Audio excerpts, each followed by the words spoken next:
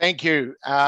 Welcome to the Public Transport Committee meeting for the Bay of Plenty Regional Council. I just need to make a statement regarding public recording. Just reminding councillors that the public section of this meeting is being recorded and will be made available on the Bay of Plenty Regional Council website following the meeting and archived for a period of 3 years as noted on page 3 of the agenda. I also remind all present that local government decision-making affords no protection to councillors, council staff and the public for comments made during meetings that are subsequently challenged in a court of law and determined to be slanderous. The first item, and a special welcome, I'll just get that off the screen, a special welcome to our forum presenters who've come on. That is Mai Long and Ruth Garzon. Have I pronounced that right?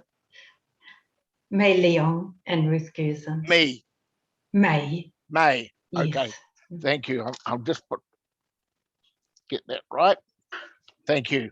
Can I first call for apologies? I note 2 apologies at this stage. Mayor Judy Turner and Deputy Mayor Andrew Isles from Wakatani District Council are both unavailable today. And they've asked that Joe Metcalf from their transport team be allowed to be as an observer. And I want to offer speaking rights to Joe unless there is, but not voting rights, unless there's any objections. Any objections?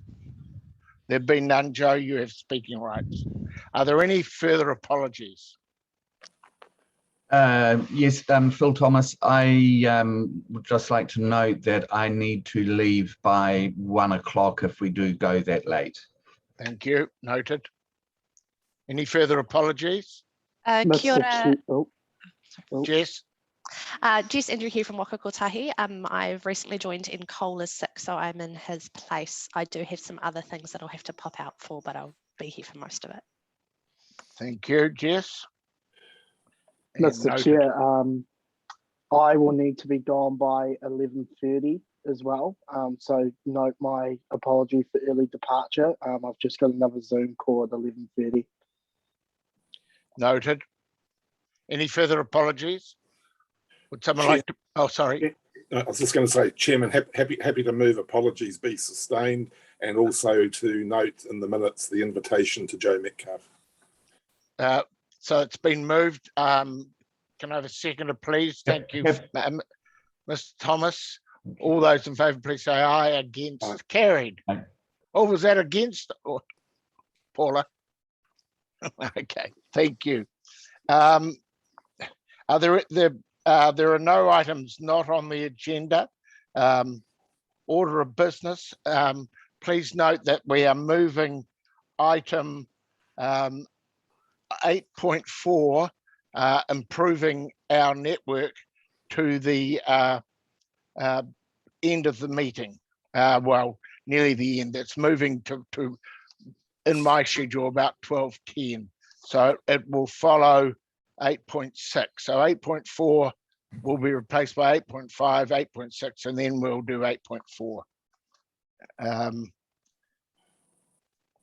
Conflicts of interest. Has anybody got any conflicts of interest? There've been none. We move on. Before we do the previous minutes, I just want to do a welcome, and health and safety is really your requirement, not ours on this occasion, being on Zoom, but make sure you keep yourself safe. That's the main thing. I want to, at the start of this meeting, just do a shout out to all transport staff, probably in right across the region, but particularly to our Bay of Plenty staff, and that's the operational as well as the planners. PT is a very expensive portfolio for our regional council, and we plan to spend this year $21 million on our of ratepayers' money on public transport this year, and that's up from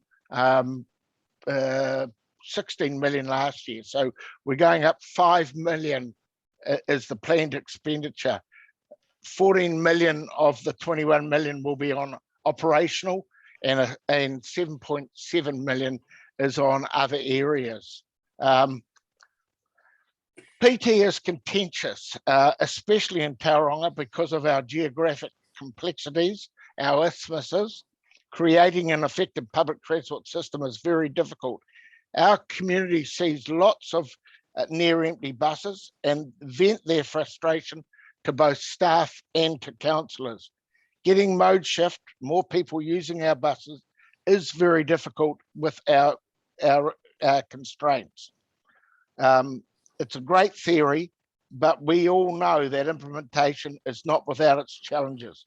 Our staff have been fantastic in fielding both genuine and aggressive inquiries, including abuse from our community. So I say well done to our staff for the manner that you actually don't lose your rag on these issues. We know that it's frustrating, and especially for the operational team.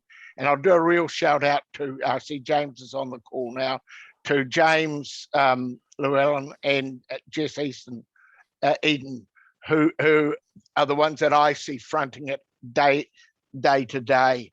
That's really all I want to say. I back you staff 100% in the work you're doing. I think we're really, really blessed, and I get this from many people in the community with the standard of our PT staff. There's been a real step change in staff engagement and staff employment in this area. So thank you. So that's just as an opening to you. Mr. Chairman. Yes. I wonder if, in addition to that shout out, we could also do a shout out to our bus drivers, those essential service workers who have, I think, performed an extraordinarily good service under very trying circumstances. Thank you. Yes, can we? Yeah, we'll do it by acclamation. And we'd have that recorded in the minutes, please. Where are we up to? So we go to the minutes of the previous meeting. Will someone affirm that they are true and correct? Happy to move, Mr. Chair. That's just, if you say your name, just so that because I can't see always. I see it as you, Councillor Rose, and Mr. Thomas is seconding. Thank you. Yes. All in favour, please say aye. Against, carried. Aye. Matters arising. Are there any matters arising? Councillor Nees. Yes, just in the minutes of the chairman's report, there's a comment there that we are anticipating a decision on funding from Waka Kotahi through the NLTP in August for the Western Bay Transport Services and Infrastructure business case. Could somebody give us an update on that, please? Staff? Yeah, I can tell you what I've heard, although Jess might be able to provide more accurate information, Jess Andrew, that is. So originally, I believe the plan was to make the announcement on the NLTP on the 31st of August, which is next Tuesday, but that may be delayed as a result of the COVID situation. So I don't know, Jess, whether that's actually the case, but that's certainly what I've heard. Yeah, kia ora, councillors. Yes, unfortunately, the board will now not be able to make its final decision on the NLTP until the 31st, which means that announcements won't be made. We're looking at the 9th of September for those announcements. Councillor Nees, you happy with that?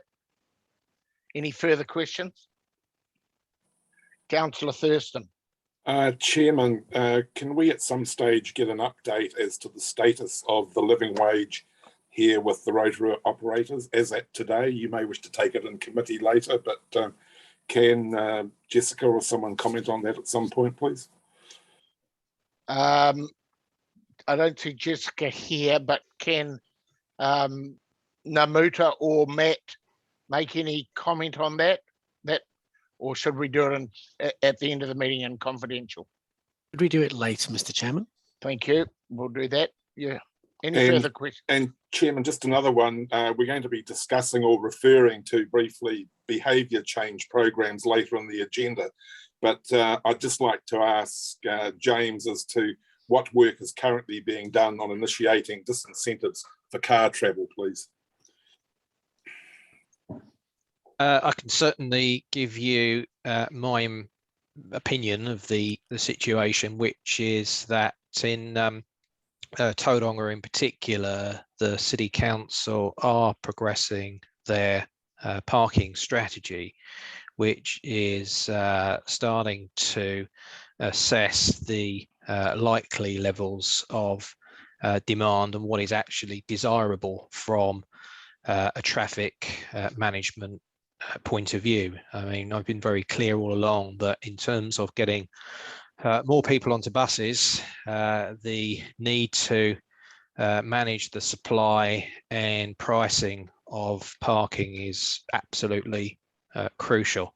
There is really no incentive or little incentive to use the bus if there are lots and lots of free parking spaces everywhere. So I certainly commend Tauranga City Council for starting the process of looking at parking supply and charging. There's a lot of work to do, as we all know. It's a controversial area, and we have to be ready as regional council to support our city council colleagues and provide not only the bus services but also the other incentives through the travel behaviour change programme, some of the initiatives that we may fund, such as Carlos Wednesday Challenge. So, it's a holistic package of interventions, and will be fully supportive of all efforts by Tauranga City Council and indeed other councils to manage their supply and pricing of parking. Thank you. Controversial indeed. Thank you very much. There've been. Sorry, Andrew. Just yes. Subsequent to that, would you mind?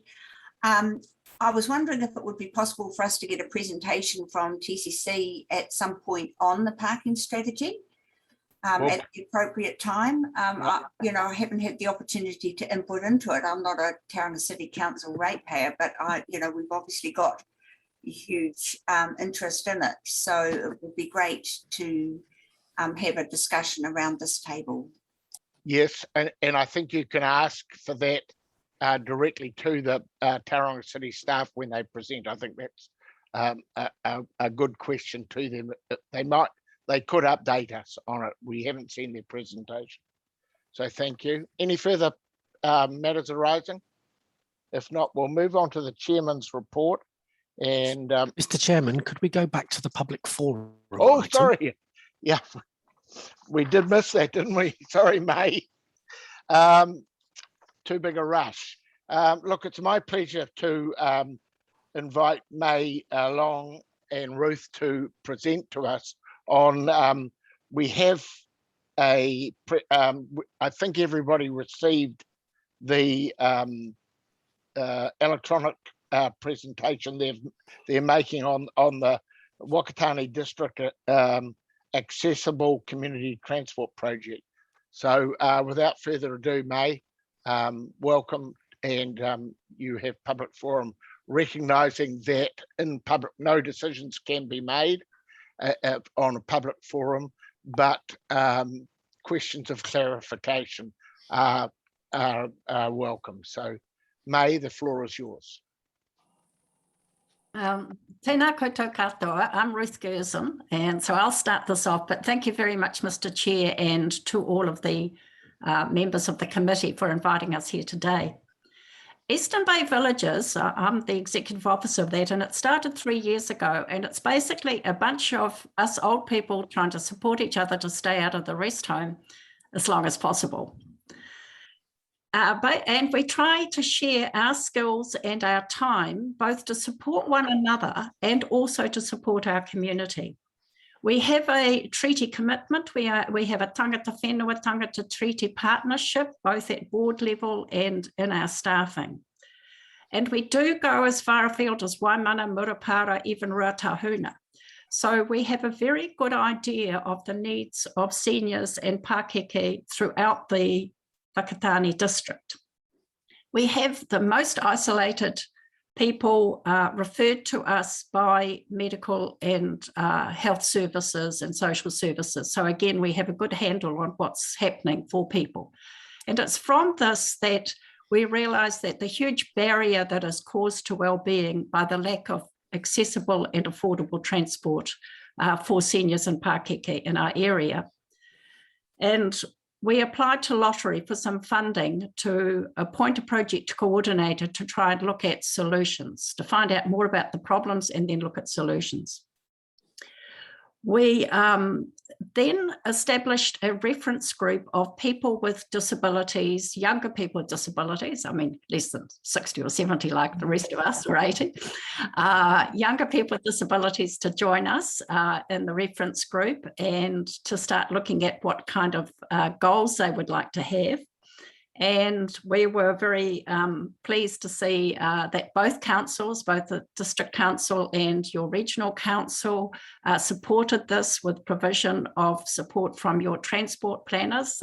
Thanks very much, Joe Metcalf, for what you've provided for us. So we have the expertise along with people with lived experience of transport problems in their home and their lives. So we then appointed Mei Leong and she's will now tell you a little bit about the research and other work that she's done. Kia ora koutou. Thanks, Ruth. The first thing that we did was to conduct a survey. This was to assess the transport needs within the Whakatane district and community, and also to find out what current transport provisions there are. And I want to acknowledge Joe Metcalf's fantastic help with this. And it's also a good opportunity to mention a thanks to the Regional Council for the great work with the accessibility concession that's just been rolled out. That's been really appreciated. So we had a really comprehensive response to our survey with 47 organisations participating and a large number of individual replies as well.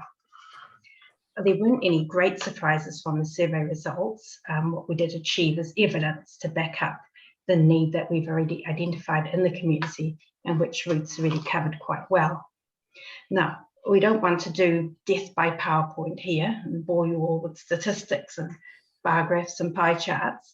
If you're into that, you can look into the research report, which Amanda has kindly circulated to you already.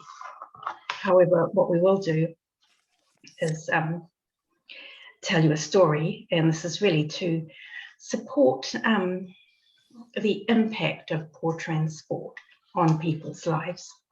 So a lady from Edgecombe, who we'll call Gladys, has shared her experience through our survey. Those of you in Tauranga may not be familiar with our Whakatane district, but we have annual foodie festivals and also summer arts festivals here. Now, Gladys has always enjoyed those, but unfortunately over the past 3 years, she's missed out since she hasn't been able to drive anymore due to health reasons. She's also said that she'd love to join organisations like Probus, attend U3A courses, or volunteer with the Historical Society or the library, but she can't since she has lost the ability to drive. Now, her story has a happy ending because she's since had a knee operation and she can now drive again under limited circumstances. But the point we want to make is that bus services didn't work for her living in Edgecombe because she'd have to drive to and from the bus stop in the first place. And also too, she had no family backup because her whānau was in Rotorua and Christchurch, so not close by to help out. And she says that even though she's driving again now, she would hate to have to experience that level of isolation again. So that the point is, it's not just about the practicalities of living, like shopping or getting to medical appointments. It's also about the quality of life, the ability to participate in the community and to avoid loneliness and isolation. Now, Ruth is going to, we've had huge support from around the community since starting to take action. And Ruth is going to talk about the shared vision, which the reference group has put together. Thank you, May. Yes, we've had support even from groups that we hadn't thought of to begin with, like Toi Oho Mai. Their students can't get to courses. So it's way wider than the older people that we originally had, younger disabled people originally had on our sites. So we're now looking at the whole community. So some of the vision we have is for safe, affordable service, accessible, that meets the needs of people with disabilities and seniors, and particularly a door-to-door service. The people like the one that May, just the story May told you. We want to enable rural living to continue as a sustainable option for rangatahi and Pākeke. So I live on a farm. I don't want to have to move to town as I age. I want to be able to continue to live here. I know I won't always be able to drive. We want to increase opportunities for social interaction and reduce isolation and loneliness. And we also want to reduce the carbon footprint of our community as well. So there's the environmental options. So those are some of the goals that we set for ourselves in this. I'll now pass to May, who will talk to you about some of the solutions that we're beginning to look at. So again, I refer you back to that research report because we've got a lot of research there about the different solutions in other communities that we've looked at to guide us and what might be an appropriate solution for us. However, I'll just very briefly mention 3 different types that we've looked at. One is a very simple group. This is called Dargaville Town and Around, and they're run through a church, under a church umbrella. It's very simple. It's just volunteer drivers using their own vehicles and receiving a koha for their for the rides, but the koha is actually shared between the drivers. Then you've got a more formal organisation like the Sunshine Service in Gisborne, which is a charitable incorporated society with a mix of paid and volunteer drivers. They have 4 wheelchair accessible vehicles. They charge $5 for a turn trip and they provide a service through Gisborne Township. However, it's only for elderly and people with disabilities. And because of this limited scope, we're thinking that for us, our community in Whakatane, we need to have another solution, perhaps on top of that as well. So we've been looking at apps, Uber-style apps to facilitate ride sharing. And we particularly looked at one that's just been set up in the Wairarapa community called Runabout. Now that one is particularly good and it's different from Uber, and that's not so commercial. That's owned by a private individual who set it up because of the need that she saw in the community. So it's a little bit more relevant to our community. And so talking about the carpooling, Ruth is going to give a comment about that. Yes, because I live between Whakatane and Apotiki on the main road, and probably every morning and a weekday I'd see 100 cars going from Apotiki to Whakatane of people going to work in that town. Now, currently there is no way that they can contact each other and arrange to carpool. How do you know who else is going at the same time as you? So a carpooling app would seem like a really simple solution. It's not just Apotiki to Whakatane, it's the other way around. It's Edgecombe, it's all around. We've got people travelling in the same direction at the same time who could car share, which would also make a difference to the need for car parking. It would reduce carbon footprint and also enable some isolated people to have a lift. So again, if someone's driving from Apotiki and they're community minded, they wouldn't mind picking up someone who's isolated, but how do they actually meet them and how do they know them? And then the final benefit of carpooling, which we think is so important, is that when you're driving with someone else in your car, you're talking, you're building relationships, you get to know someone else in your community. And that's what we're all about, is trying to get build community and build relationships between people. So carpooling is something we feel is an essential part of whatever comes ahead of us. Now, from now on, we're looking at we were hoping to have a public meeting, depending on lockdown, so that we can get just a few more ideas and have a discussion of what we're thinking. We are likely to have to set up a standalone organisation that would carry forward the solutions that are chosen.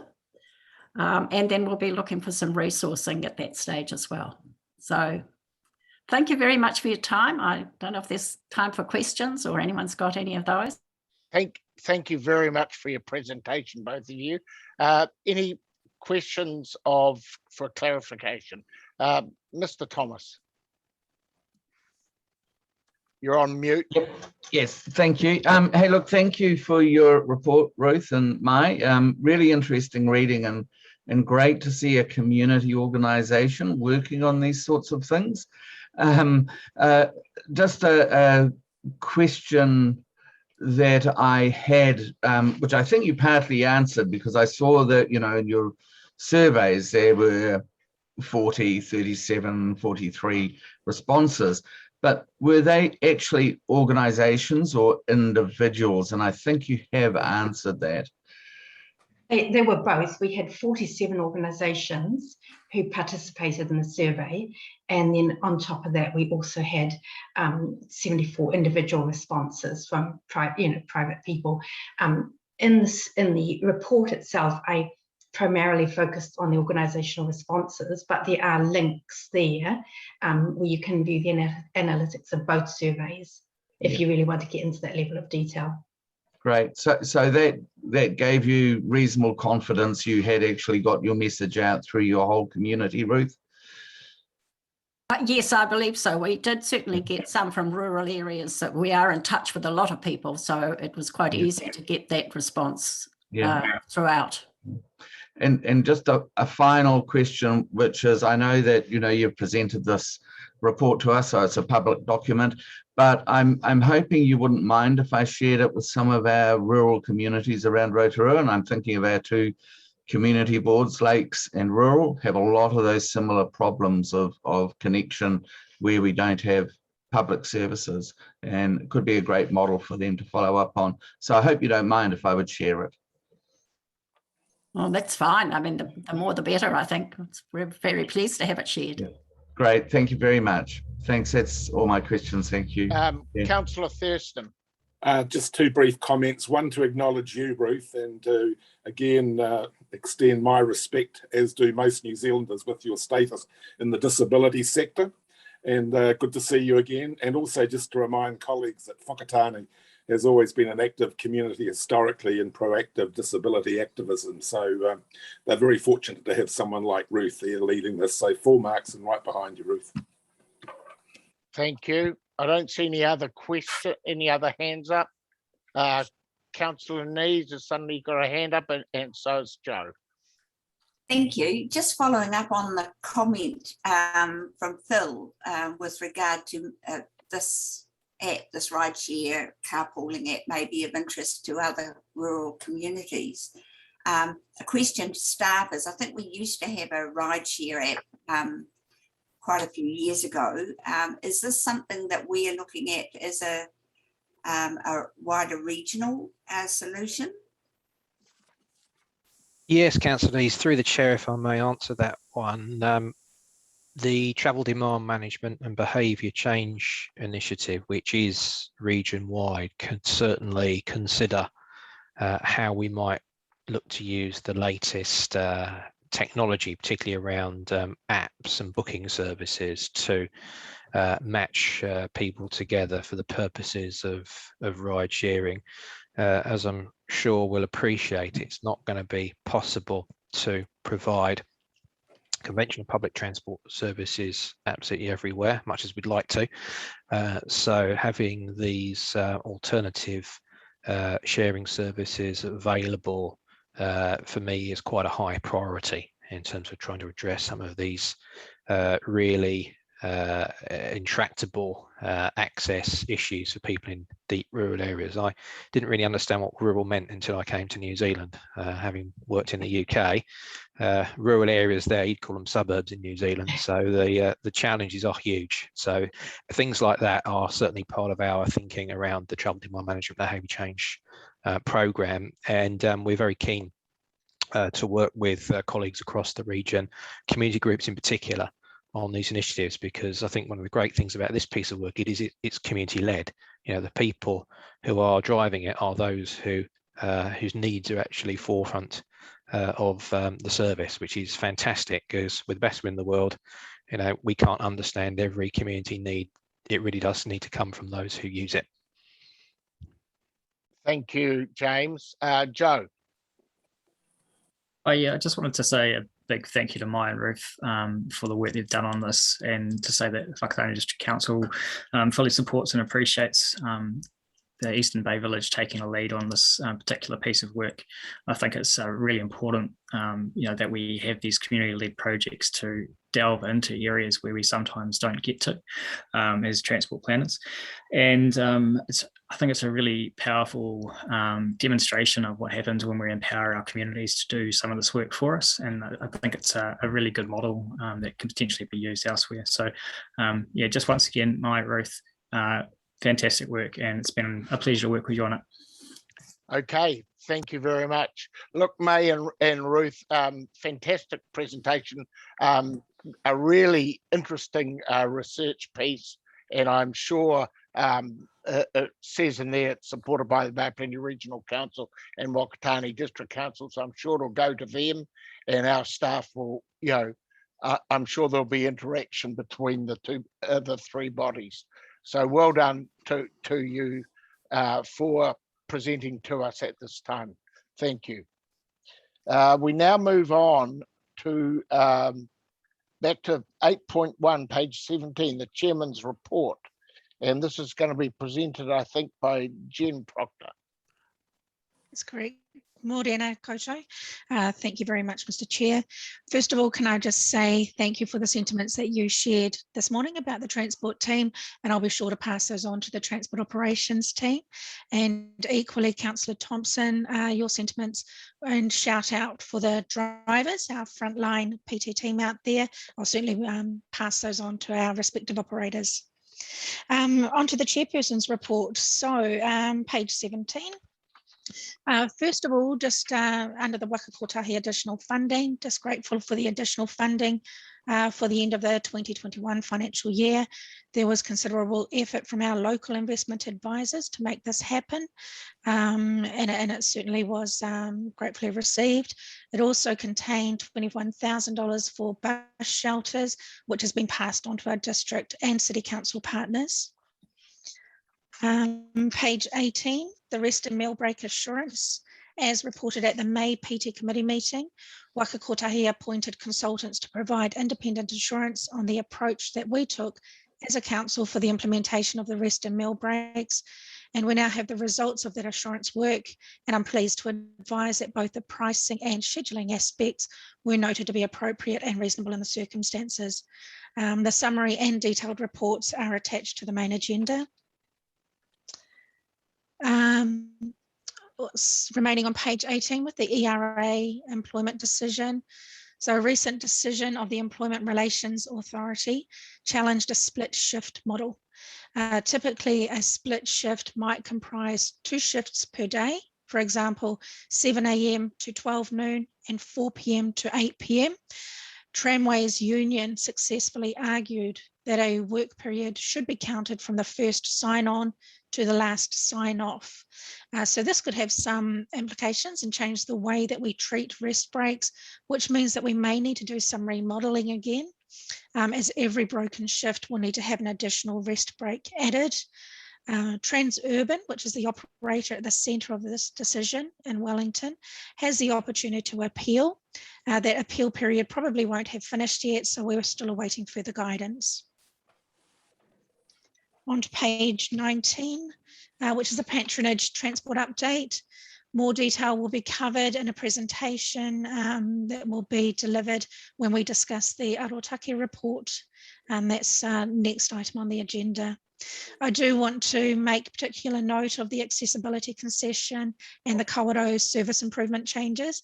We've had a great response from the community for both of these initiatives, and they'll be covered more in the Improving Our Network paper further in the agenda. If I can draw your attention to page 20, which is school bus removal. 2 local operators, Bethlehem Coach Lines and Userbus, have been engaged to operate 11 school routes, which have been withdrawn from NZ Bus Services. These changes freed up 6 NZ bus drivers, and the additional resourcing has provided improved reliability across the school and urban networks. You may recall that we had a number of issues with resourcing, particularly in May of this year, May and June. So this has helped the reliability aspects of our urban networks. We reached agreement with NZ Bus to free up drivers and to better service the community. And NZ Bus have also made some internal changes to align with these improvements as well. So continued improvement there. On page 20 still with the safety and security at interchanges, Waka Kotahi has agreed to co-invest in the provision of security at our main interchanges due to the transport system benefits gained.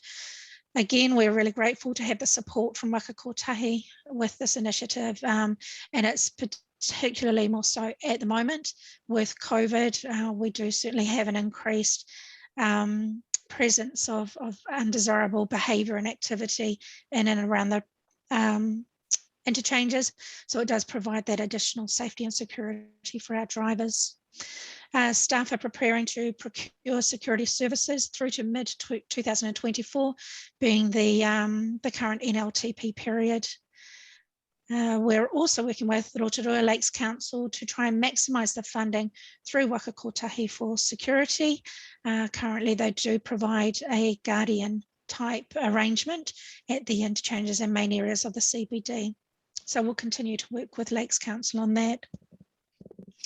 Page 21, free buses for our community. Unfortunately, and you're probably all aware, our organisers have made the call to cancel this year's AIMS Games. Staff from a number of organisations have worked incredibly hard, but we were notified last week that the event would not be going ahead due to COVID. One that is coming up on the horizon, providing COVID doesn't have an impact there, is the Australasian Police and Emergency Services Games, due to be held in Rotorua next March. And we've had some clear direction from councillors to support these opportunities where possible. So we're working with event organisers to provide transport for this event. And that concludes. If anyone's got any questions, happy to answer. Questions? Hands up. We'll take Stephen Selwood first, and then Councillor Thurston second to get us started. Thank you for an excellent report. I know we're going into this in a little bit more detail, but just on the patronage data, which shows that back in 2016-17, we had over 3 million trips on the network, and that has shown decline. I understand the reasons in 1920 are fairly obvious with COVID, but what precipitated that drop in demand from 16-17 to 17-18, etc.? Thank you, Councillor Selwood. Through you, Mr. Chair, I might actually see if our business analyst, Simon Bell, might be able to answer that. And if he can't, I will certainly get an answer for you. Thank you. Simon? Morning.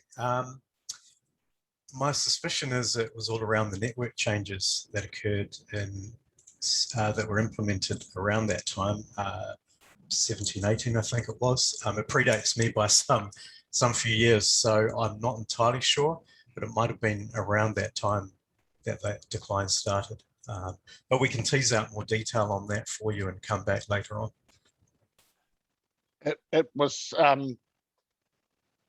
in my knowledge, it was pre to the change to the new contract. It was going down. It had a flat or declining rate from 2013-14 through to it then went up again in 18-19. But we'll get staff to give a proper response to that for you. Thank you. Fiona, you've got a comment? Yes, through you, Chair. There's been a direct correlation with the fuel prices and bus patronage for a number of years, Commissioner Selwood. And so we've tracked that for a number of years, and you'll see that correlation happening in terms of when there are low fuel prices and also the cost of cars. We were in a period a few years back where people were buying more household cars and the cost of fuel was cheaper, and hence the drop in patronage. That's one of the key trends that staff have followed over a number of years. Okay, thank you. It's helpful to understand just in terms of the context of our future review of systems and how they operate. So hence that's what prompted the question, really. Thank you. Councillor Thurston, followed by Mr. Thomas. Just two things. Oh, look, this could consume this whole meeting today if we talked about the drop in patronage in Rotorua. But I'm happy to have an offline conversation with Commissioner Selwood. I know his particular focus is Tauranga, but I'm happy to give him an update on what the situation was in Rotorua and the reason for the drop in patronage. But the other thing I just wanted to comment on was a huge hats in the air and ginger beers all around for the accessibility concession, which we as politicians pushed through this year. It's, as you can see, we're going to talk about it in detail further in the agenda, but this, colleagues, has been a phenomenal success and is having a huge impact in the lives of profoundly disabled people. Look, it really is one of the major achievements of this term of council. Thanks so much. Thank you. Mr. Thomas.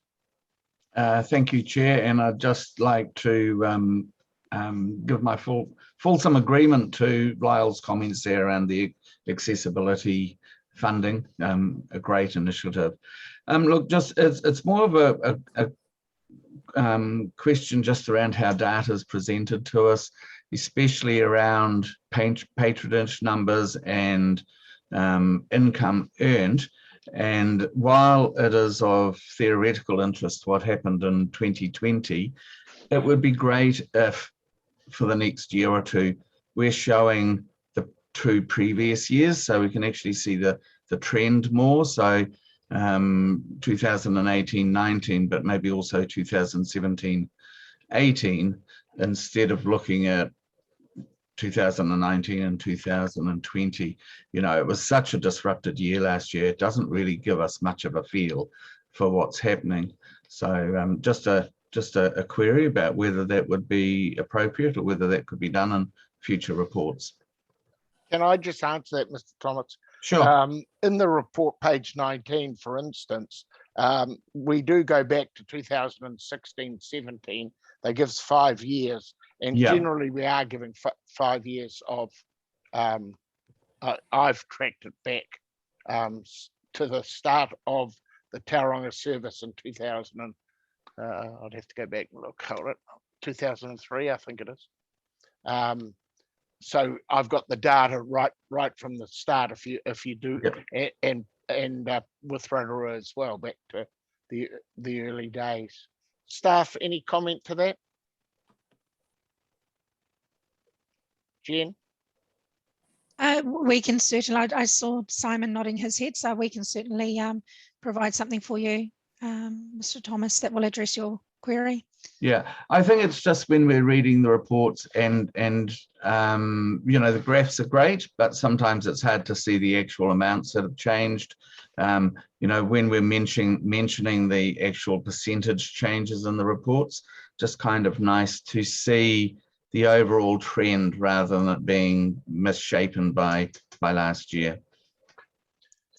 So the report does show that Bay of Plenty, Tauranga Bay Hopper service actually went up 7.5% this year, the 2021 year, but the previous year it was down 5.9%, and the previous year to that it was actually up 4.2%, and it had been in a decline prior to that. So the Bay the school bus services, I know they've gone from have become free, but they've from being in the negative in 2018 15.1%, 2019-20 negative 3.4%. In the 2021 year they went up 62.9%. So that's masked by the fact that they're free. The Rotorua is of concern. The last 3 years, the last 5 years, it's actually been in decline every year. And this most recent year showing an 18.4% decline. The year before, 22.1%, 12.9% negative, 10% negative, 12.9% negative. That's enough, Chairman. That's enough. Oh, I'll go back one more. No, that's enough. But we get the point. So, sorry, could we get back to the agenda, please? Thank you. Any further questions to the staff on this issue? There being none, we move on to 8.2. 8.2, page 76.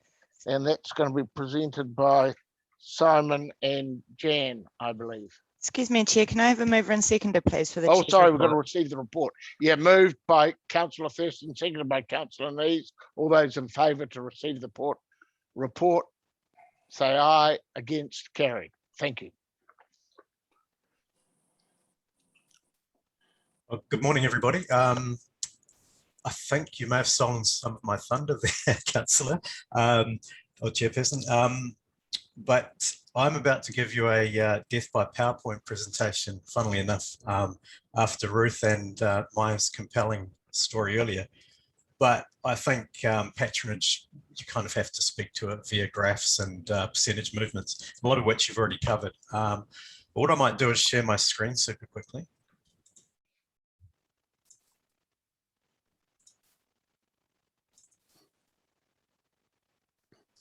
And I'm hoping you can see that now. And I'll start my presentation. So basically, what I thought I would do is, rather than regurgitate the Arataki report verbatim, I thought I'd focus on some key trends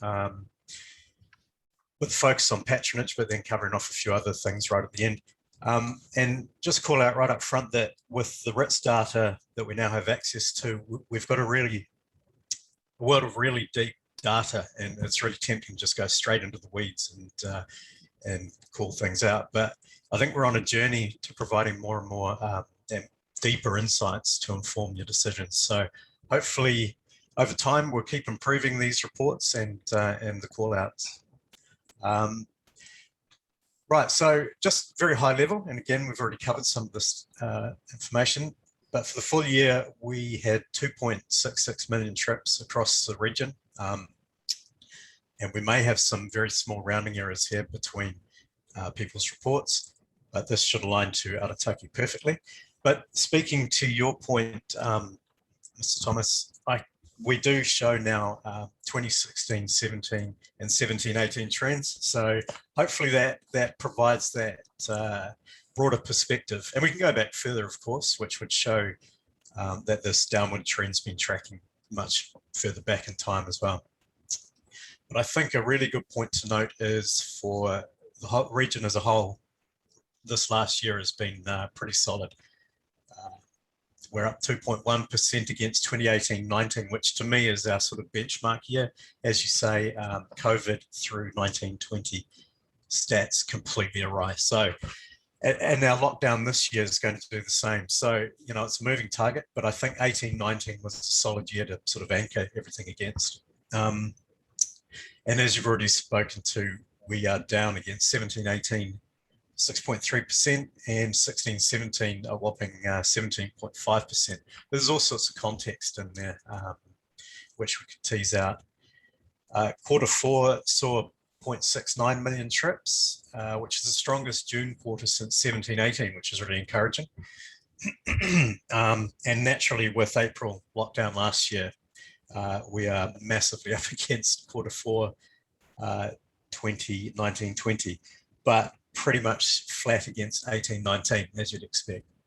So what that speaks to me is that we've recovered against following the COVID lockdowns. So the month that we were locked down last year, and then again in September, which I think impacted sort of the outlying regions, Rotorua, Whakatane, a little more than Tauranga. But of note, we're tracking incredibly close to the trends that Waikato Regional Council shows when I look at their Waka Kotahi data. So it's encouraging in a way. We're all facing the same issues, and we're not lagging behind or showing some even worse severe downward trends. So that's an encouragement. Moving on to Tauranga, we've had our highest annual patronage since 1617 at 2.32 million trips. However, we know that that's been driven by a massive increase in school trips following as a result of fare free. So we've had 660,000 school trips in the last year, which is just astonishing. So that means versus 1819, we're up 57.2% on schools. Urban, slightly different story. We're flat versus 1819, or rather up 1.2%. But again, that's not too bad, all things considered. Moving along to Rotorua, you've already identified that really disturbing trend downwards, but we all know what's sitting behind that. My thing though is that if I delve into the monthly data in this, in this chart to the bottom left, that red dotted line at the end shows that over the last sort of 6-7 months, we're flat. So that reduction isn't continuing, which I find a little encouraging. You know, we may have stabilized the decline somewhat, but of course that remains to be seen.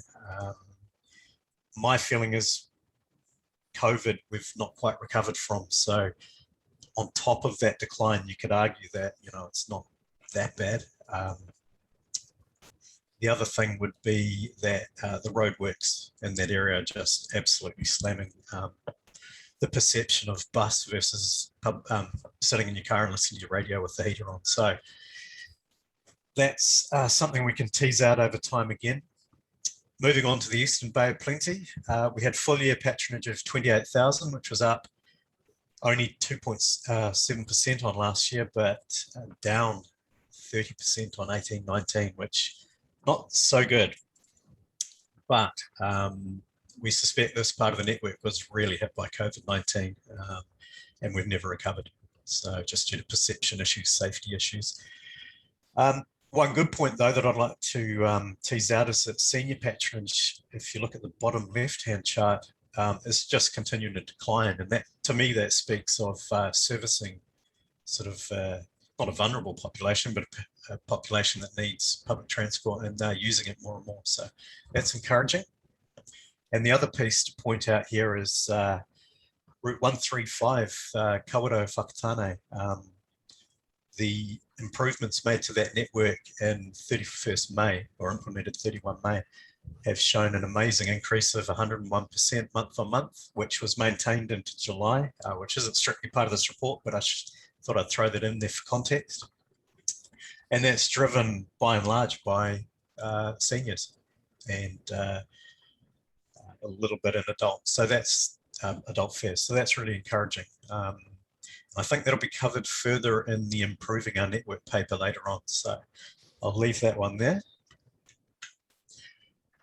Just continuing through to our tertiary trials, pretty encouraging results. Again, of course, last year was affected by COVID, and that was the first year we ran these trials. So the upward movement quarter on quarter for quarter 4 year on year of 846 passengers, or 11%, doesn't really tell us much. But if you look at March versus March in this chart over here, while we got off to a horrible start in February this year, I'm not entirely sure what drove that. March rocketed off and helped us catch back up again. April down, but you had some school holiday impact in there. And then May, really encouraging again. So carried forward into June. So yeah, that's continuing along nicely. Obviously, Whakatane to Tauranga is the biggest portion of the year-to-date results, 4,345 trips, which is amazing. And then followed by, obviously, Tauranga, Rotorua, and the grey area over here is the return trip, Rotorua, Tauranga, and then you've got your Katikati and Murupara routes below those. So it looks small, but they're servicing, you know, they're filling a need, which is really great. Moving along into customer experience, this is more sort of words than charts. Our our customer experience guy, our contact center took an amazing 5,100 transport related calls in the last quarter of the year, which is just mind blowing, and represent 41% of all calls received. And that was during business hours. After hours, TCC dealt with another 1,520, which is 79% of all those after hours calls. So it's a bit of a story there, which we could look into over time and try and figure out why those calls are so high. But when we look at our customer service tickets raised last quarter, of which are 5,667, that's up 20% on the prior quarter, so quarter 3. That roughly lines up with a big spike in missed trips that we experienced in Tauranga over May and very early June. So no surprises there. I will say that through the great works of Jen's team and the operators, we've arrested that, and we're right back down to a sort of nice baseline level of, while there's no perfect level of missed trips, we're well below sort of contract breach by quite some margin, and we're tracking on lower than sort of benchmarks in other regions and things. So that's an improvement.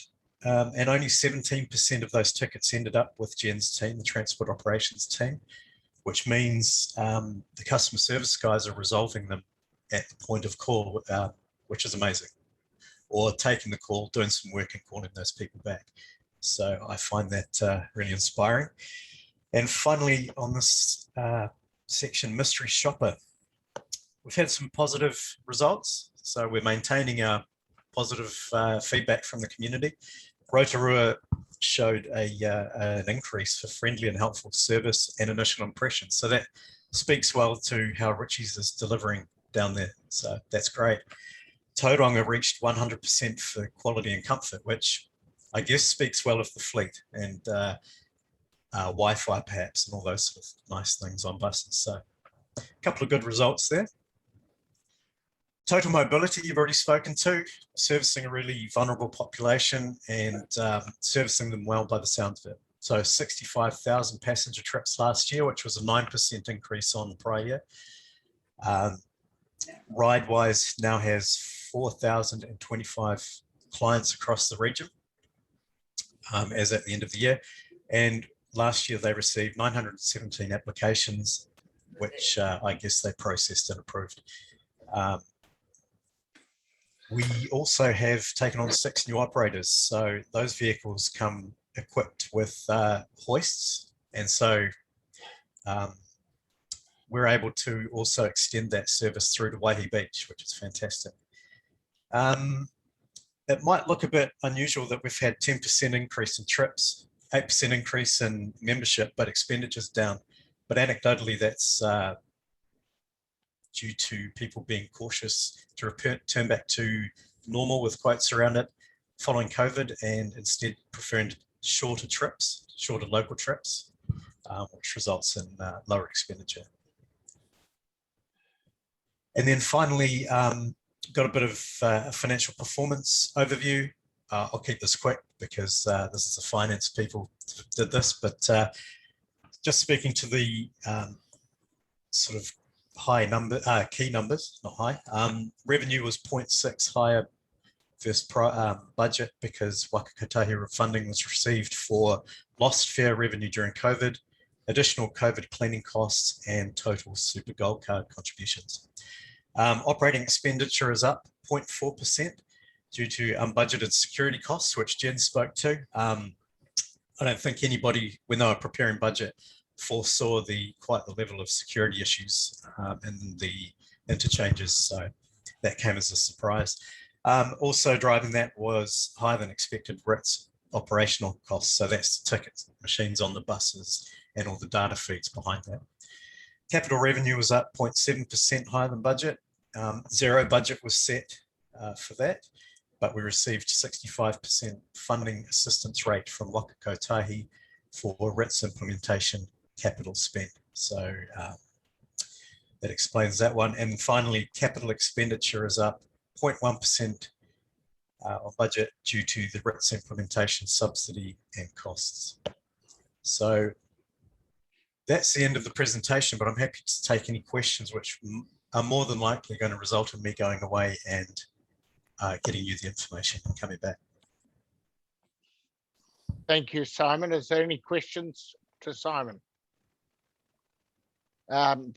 Commissioner Selwood. You're looking at a hands up component? If you could, so you're second, Selwood. Selwood, Commissioner. Thank you very much, Chair, and thank you, Simon, for the presentation. I'm really keen, and I recall the discussion, I think at the first meeting, where a presentation was given on the data that is now available through the B-card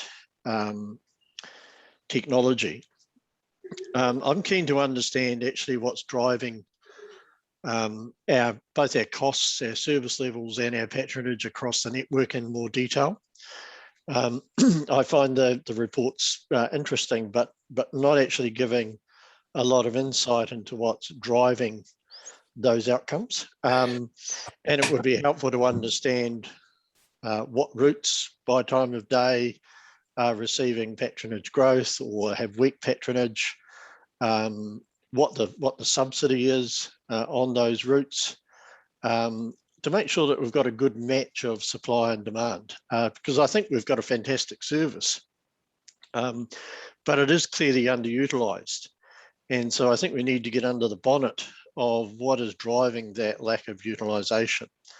And some of the B-card data could be vital to that understanding. So I'm looking forward to our ability to do that and have more detailed analysis by route, by time of day, etc., as I've indicated.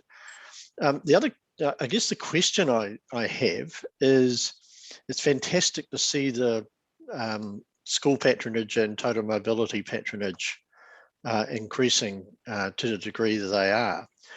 But I guess wanting to understand that more, what is driving that increase in patronage? Now, I understand it's free, and that's obviously going to help. But where have those school children, for example, come from? Have they previously been in cars going to and from school? Were they walkers and cyclists? Because we want to make sure we're getting the right behaviour, and providing free patronage might be actually be counterintuitive if we're driving people off their feet and bikes onto buses. So once again, understanding those sorts of drivers, I think, are really important to make sure that we're actually delivering the outcomes that we are all seeking, which is a genuine shift from cars to public transport. Thank you. Excellent. Thanks for that feedback. Yeah, absolutely, I agree with you. We've got some very rich data, which I think, speaking to your point, is probably going to the planning team, and they're getting those really deep insights and trying to figure out by route, how we can improve and deliver a better service. So it's almost paralysis by analysis in some ways if we just dump that straight to council.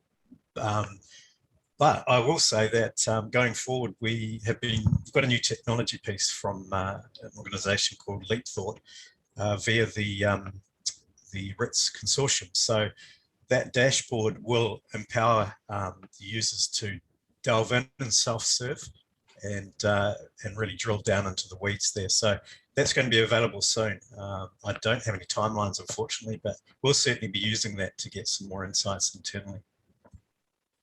Sorry, if I may, I mean, I think looking forward to some of the other agenda items where we're talking about the routes, but also the longer term business case review of the transport model.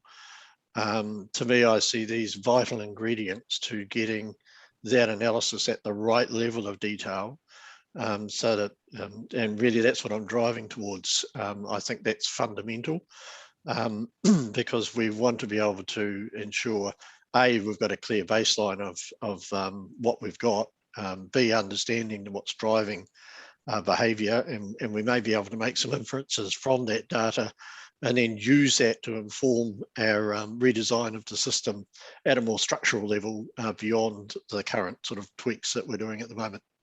Absolutely. Thank you. Mayor Weber. Thank you, and thanks for a good report, as just been said, but just building on where Stephen's coming from, I think we're actually not looking at the right data. If you look at the holistic information you've given us and you back out the Tauranga public transport patronage, we've had a 22.7% decline over the last 5 years. And I think if we look into it, we need to understand the why. And I know this was raised by someone about my size 18 months ago, that we should be looking at capacity full. You know, what are the seats available on the bus, and what are we actually getting in there? And you'll find our utilization of the equipment is abysmal. But that also tells us a story that it's not fit for purpose. And if you look at some of the things that we're doing around school buses, around disabilities, where we've tailored something for a particular market, we've had uptake. There's also some information coming through that's saying those are free. So that is driving behaviours. Now, we also, in an earlier conversation this morning, talked about some evaluation. Well, with all due respect, we've done the analysis to death.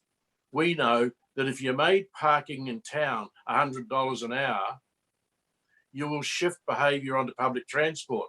So they go together.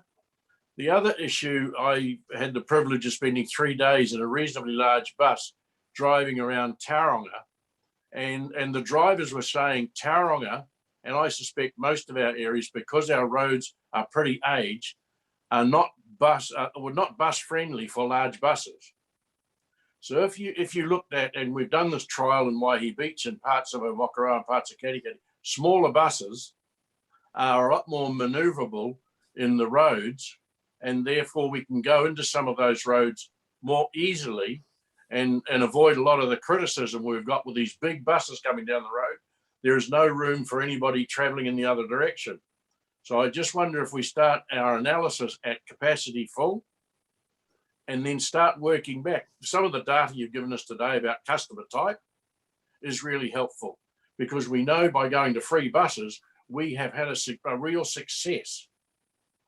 You know, that should tell us another story. So I think where Stephen and I are coming from, it's the data should be available to us in a format that enables the decision making.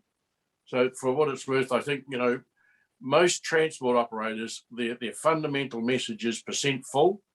That tells you, are you catering to your customers, and are you catering to your customer type? Because, you know, that's why you see couriers don't run 56-seater vehicles. They run little ones because they're tailored for that market. And I think we've got the other thing, if you look at emissions, putting those big buses around town are not emission friendly either.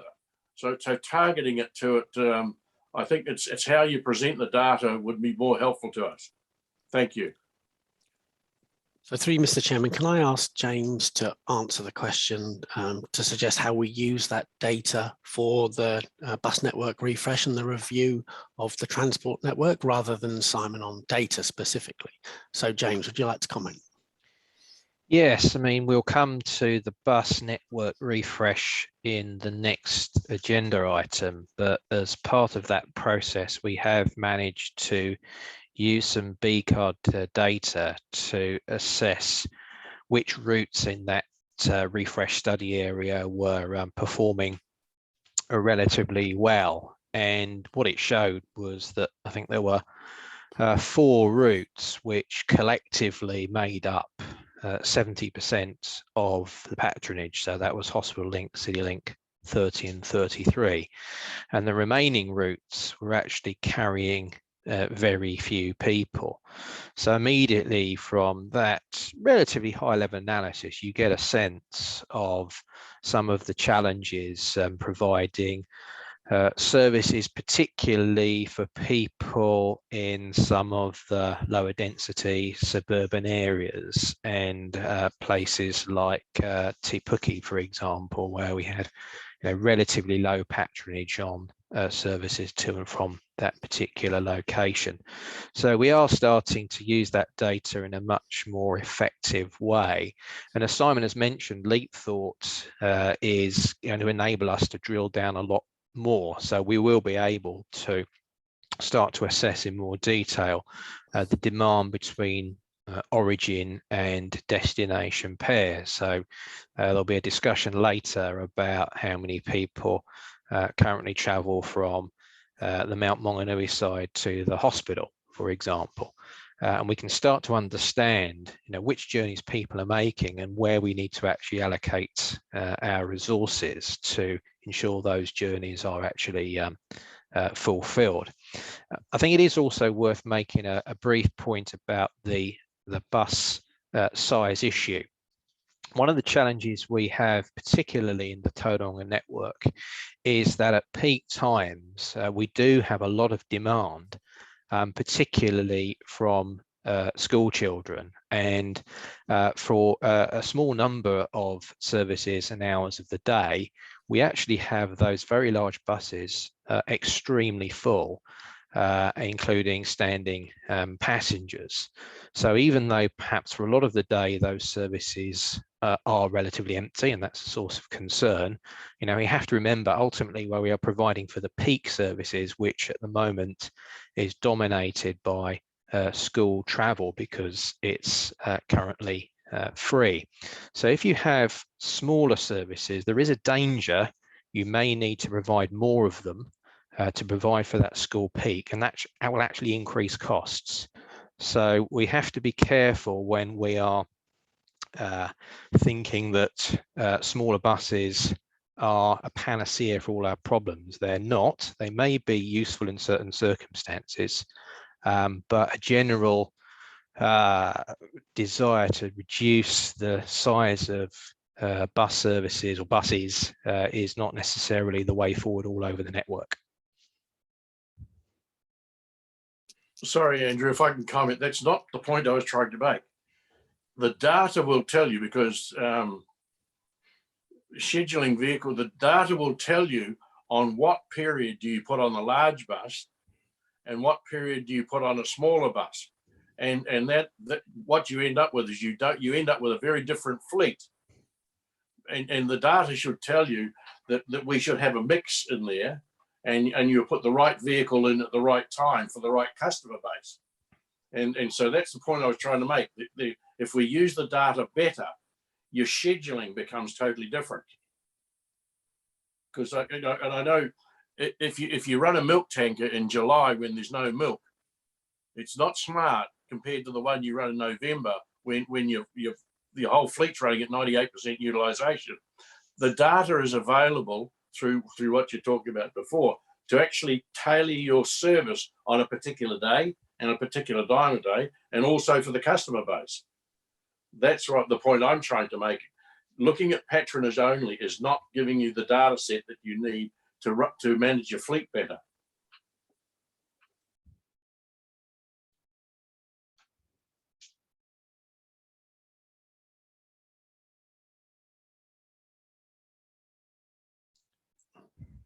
You're on mute, Andrew. Mr. Thomas, followed by Councillor Neves. Thank you, Chair, and through you. Just following up from Commissioner Selwood's comments around bus patronage with children going to school and that sort of stuff. I wonder if it might be worthwhile looking at what the parents of those children are doing, and it may be via surveys through the schools or something like that. I just remember when my daughter started catching the bus when I lived in Wellington, it actually freed me up to stop using my car. So there is perhaps a double bonus out of those kids using the public transport that we may be able to promote to their parents, that they don't need to use their car anymore because they're not dropping children off at school. So I just wonder if that's something that's been thought about going forward, and in terms of that increasing patronage on the buses and getting cars off the road, which is beneficial, of course. And just a quick comment around, because it's been mentioned a few times throughout a number of reports, around the issues in Rotorua because of the roadworks, especially on State Highway 30. And just for everyone else's understanding on the level of problem, our waste collection services, so the rubbish trucks, we're losing an hour per round trip. So basically half hour each way going through those roadworks each day. So you can imagine the impact that had on scheduling and getting buses out to areas while it was going on.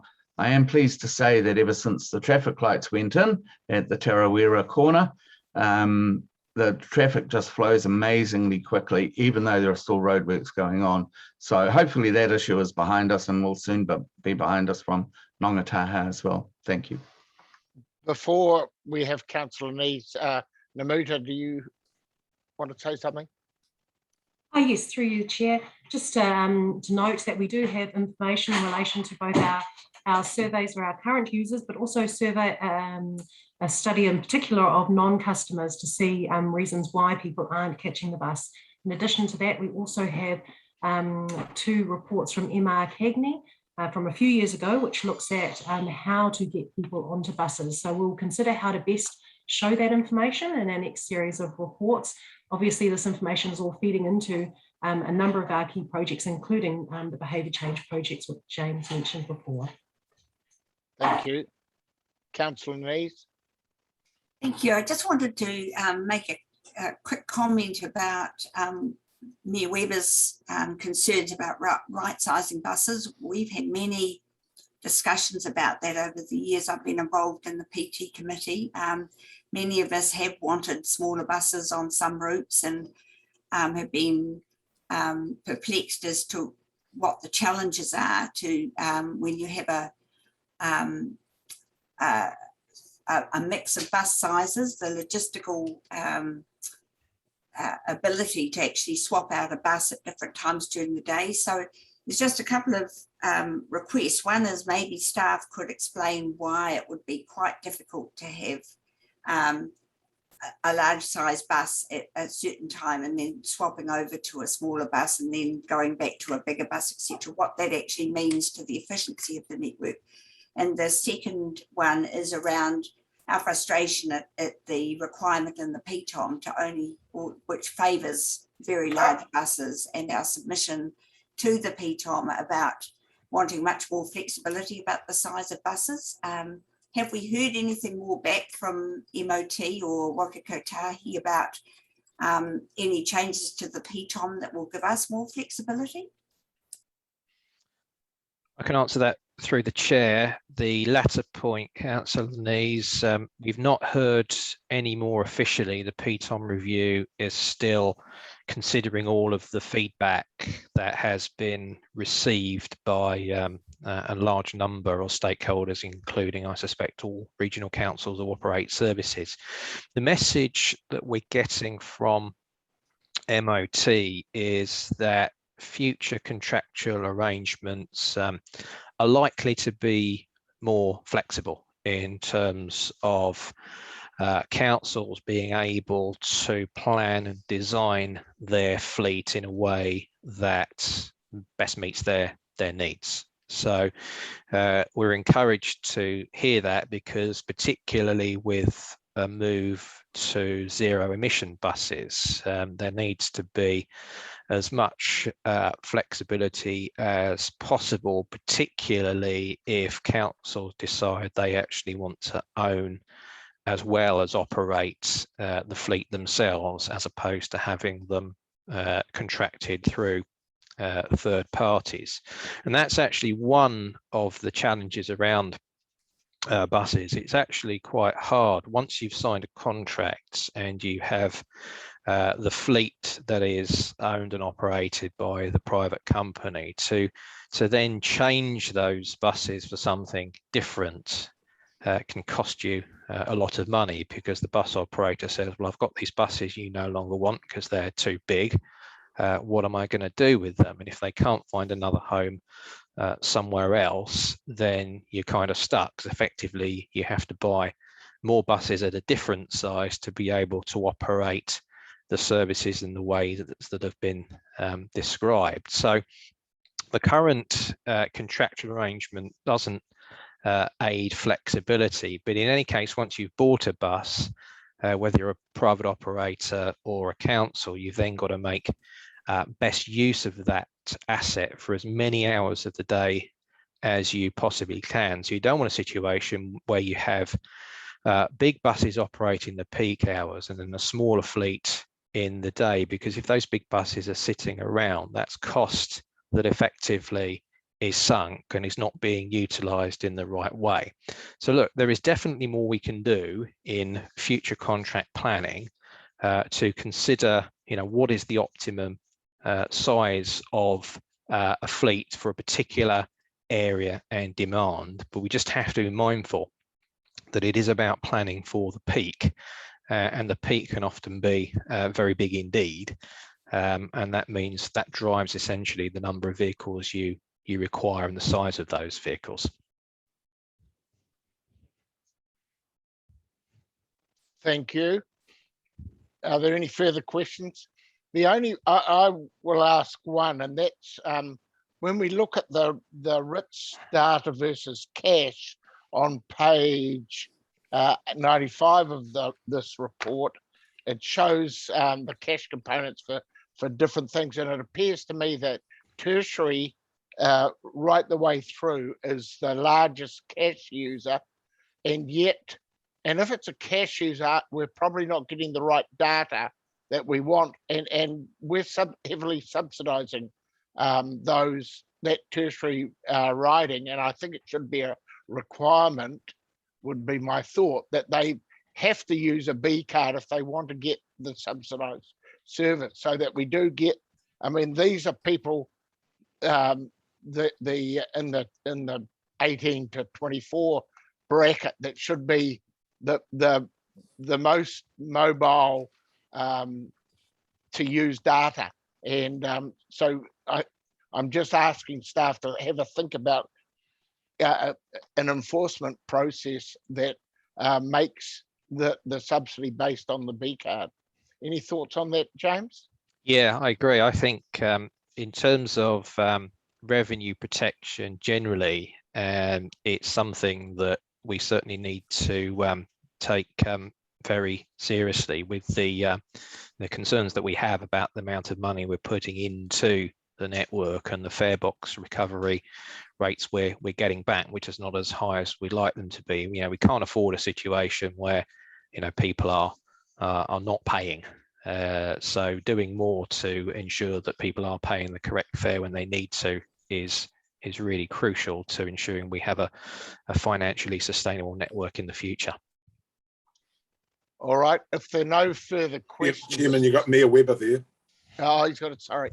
It's hard to see your hand, Mayor Webber, it blends into the background of your books.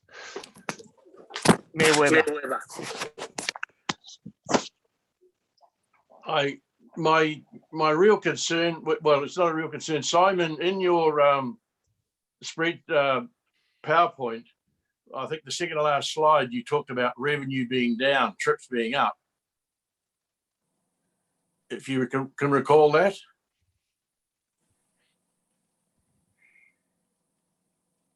You're on mute, Simon.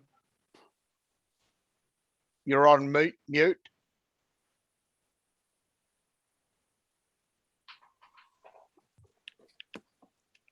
Simon, sorry about that. Yep. Can you hear me now? Yes, thanks. Technology issues, ironically. So to me, that speaks to the fare box recovery that James just discussed, where we're discounting fares for tertiary, super gold card and students. So while adult patronage remains reasonably flat and isn't going backwards, the proportionality there of discounted fares is going arguably in the wrong direction, depending on what you're trying to achieve with your network. So I suspect that's what's driving that. No, right, fine. Look, my question, when we went to the overall financials, on the top line, it showed that expenditure operating revenue was up. And okay. I don't know, is that driven by subsidies or something like that? And you're talking two different beasts? Yeah, so that's all funds coming from Waka Kotahi. So it's probably around timing of when Super Gold card funding came in. You've got COVID cleaning cost funding, and then some other COVID costs in there from memory. We can get finance to tease out a bit more detail on that. I don't think we've got anyone online, but we can look into it. You know, that's fine. I think just going forward, so we understand what makes up the operating revenue, because it was a bit conflicting your comments. Thank you. I see, of course. Commissioner Selwood. Thank you. Just a quick one, because it relates to that discussion we've just had. And that is the subsidy per route is a key question. So yes, we want to have a look at utilisation if we're running empty buses, but if we're running empty buses and providing a huge subsidy for the provision of that service, and that money could be reallocated to other incentives or other routes or greater frequency on busier routes, that enables us to maximise the revenue that we've got. So I think that's why I refer to deeper analysis of the data, because utilisation rates are key, but they also inform how much money we are perhaps or might be available as to redeploy more effectively. So getting better value for buck. Response? Yeah, through the chair, that's absolutely right. We did some preliminary analysis again as part of the bus network refresh report that we'll discuss in the next item, and we certainly had some fairly interesting figures about the amount of subsidy that was going to those lesser used routes that are summarised in one of the tables, so the likes of Gold Line in particular.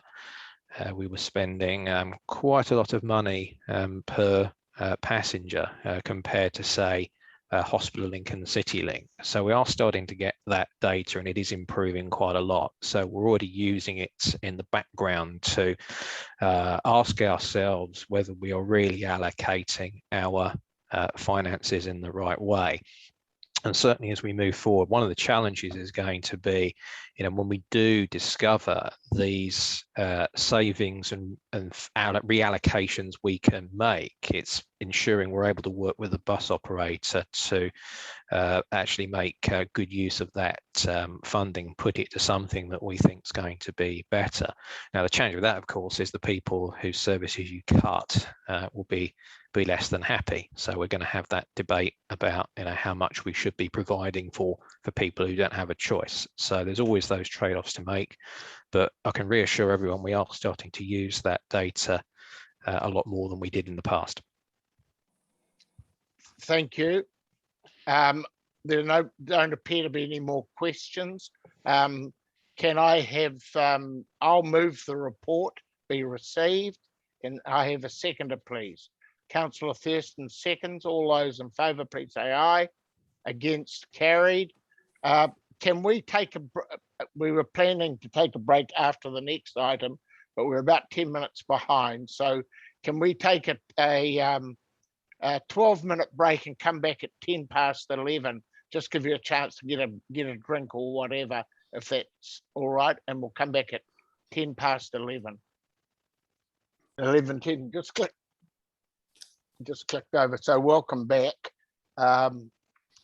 Just as a bit of forewarning, Jess Andrew from NZTA, are you able to give us a brief update? Anything you like, just what's appropriate. Say after this next item.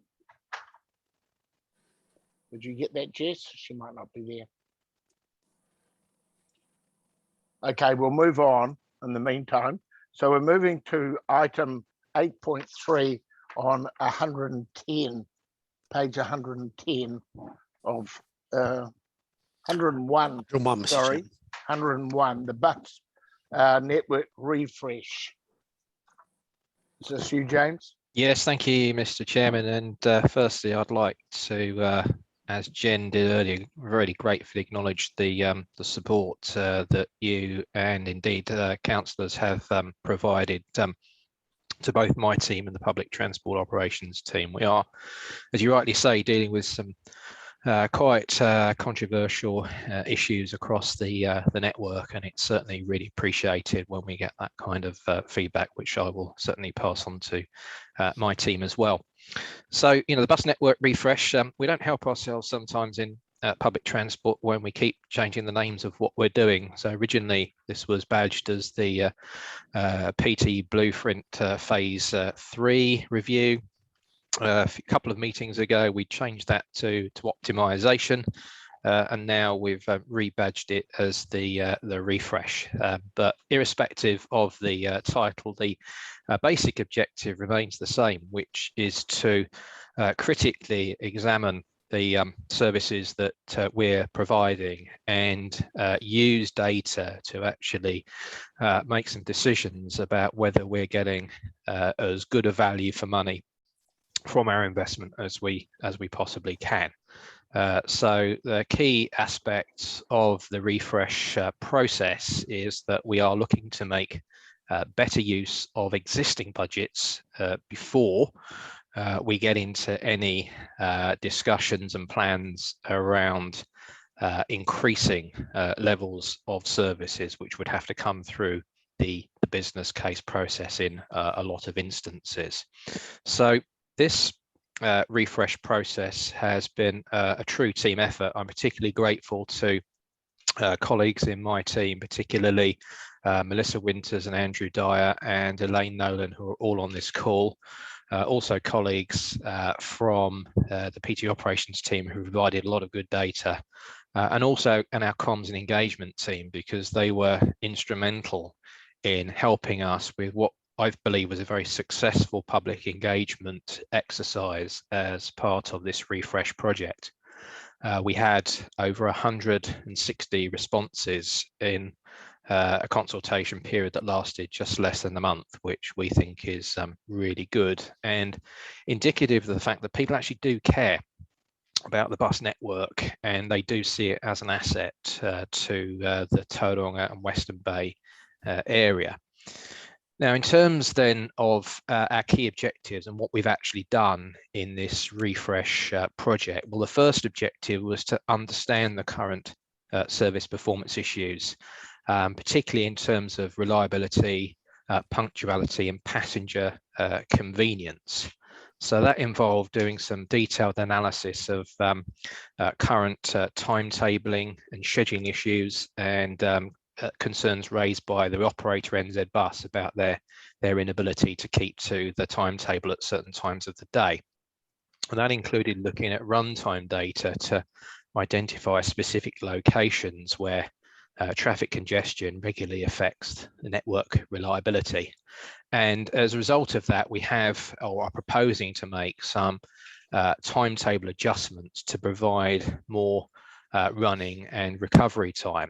I mean, that's not a long-term solution. Ideally, we would want more bus priority to make our services quicker and more reliable. But in the short to medium term, what we need to do is give passengers confidence that the bus will turn up when the timetable says it will turn up, and adjusting those timetables to better reflect conditions on the ground is the way to go in the first instance.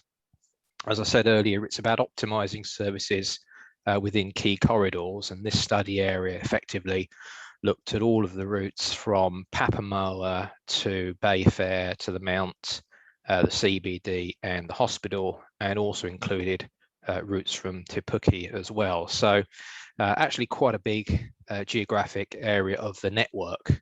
And as a result of that, we've looked at how we can optimize and make these services that we provide more efficient. And we anticipate that we may be able to actually decrease the overall cost of delivering this area of the Tauranga urban network by making better use of the buses and the drive rosters that we have available. Now, the outcome of any savings is subject to final negotiations with the bus operator. So at this stage, what I can't do is provide a figure which says we think we can save X number of dollars as a result of this exercise, but we hope to be able to be in a position where we can realise some savings by, in particular, reducing the number of peak time standalone services, replacing those with perhaps a more connected network and providing more choice for residents across the day. As I mentioned before, the coffee break, providing for the peak does drive a lot of the cost of providing the overall services. So spreading the demand throughout the day and making best use of those resources is certainly the way to go. The other key objective of the refresh was to better serve the community by improving the legibility of services and timetables. So when we looked at the study area, we found there were a lot of quite confusing route numbers and configurations. In particular, the City Link and the Hospital Link routes travel on different roads depending on which direction they're going in from the CBD towards Bay Fair. And there was a lot of feedback saying that it was actually often quite difficult to work out which route you needed to take in which direction. And that was something that came through quite strongly from the community engagement. The other big issue that passengers made us aware of was that for people travelling from east of Bay Fair towards the Mounts or Tauranga CBD, they were not happy about having to transfer buses at Bay Fair. It was certainly one of the biggest issues that we were made aware of during the community engagement, and indeed from a significant period of time before that. So one of the changes we are going to make, and I'll go on to those in a minute, is to reduce the number of those transfers for people and therefore make taking the bus a more convenient option.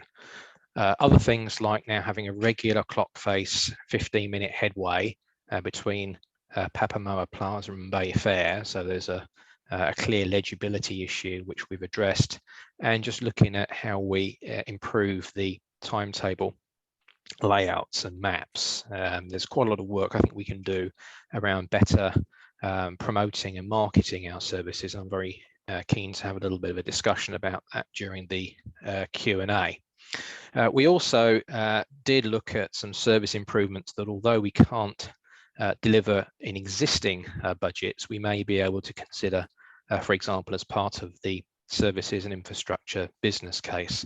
So some of the service improvements that were identified during the public engagement, including a bus to and from the airport, extending services from Te Puke through to Tauranga CBD and or Toi Ohamahai, and also looking at more direct links from parts of the Aotearoa Bay Fair, Papamoa area to Tauranga CBD. And as I said, all of those proposals will be considered either as part of public transport services and infrastructure business case, or if there's a future network refresh, then we may be able to look at those as well. So what I'd like to do now is just briefly take you through the recommendations and then move to a discussion about any particular issues that councillors have. So we've essentially split the recommendations into what we call 4 strands. Strand 1 essentially involves withdrawal of route numbers 30, 30X, 33, City Link and Hospital Link, and they will be replaced effectively by a service number 2, which will run from Tauranga CBD to Papamoa via Bay Fair. And there'll be 2 variations to the service, which will effectively form a Y shape at the Papamoa end from the plaza eastwards. So service 2B will travel to the boulevard via Stevenson Drive. And Service 2W will travel via Wairaki Avenue and Emerald Shores Drive. Those two services will in the daytime be 30 minutes, and that's what then creates the 15-minute headway from the plaza to Bay Fair. Strand 2 recommends implementing Service 5 from Tauranga CBD to Bay Fair via Mount Maunganui, and that will travel to Bay Fair along Lynx Avenue. So effectively what combining routes 2 and 5 will do is replace the current confusing arrangement where the Hospital Link and City Link travel on different routes depending on the different direction. So Service 2 will be essentially via Hewlett's Road. Service 5 will be via Tortora Street to the Mount and then to Maunganui Road to Bay Fair. So hopefully that will make things a lot simpler for passengers wondering which bus they actually have to take between the two. One of the things we looked at in Strand 2 was the issue of Service 55, which currently runs from Greerton to Tauranga CBD. We did look at an option where essentially we would run a service from Greerton to the CBD and then to the Mount in particular to provide that cross-town service which the Hospital Link currently provides. What we decided in the end, somewhat reluctantly, but I think realistically, was that that service combining essentially the 55 and the 5 would be too long and would be subject to some reliability issues. So the longer services you have, the more opportunity there is for delay and disruption. And the operator in particular was quite concerned about that and was not particularly comfortable about trying to keep to a timetable for that length of route.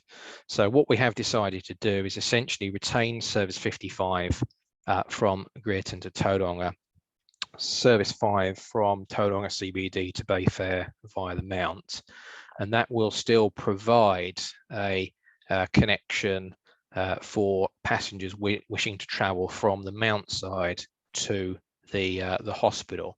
But one of the changes will be that the Hospital Link through services will no longer run, and we'll certainly have some more discussion on that during the Q&A.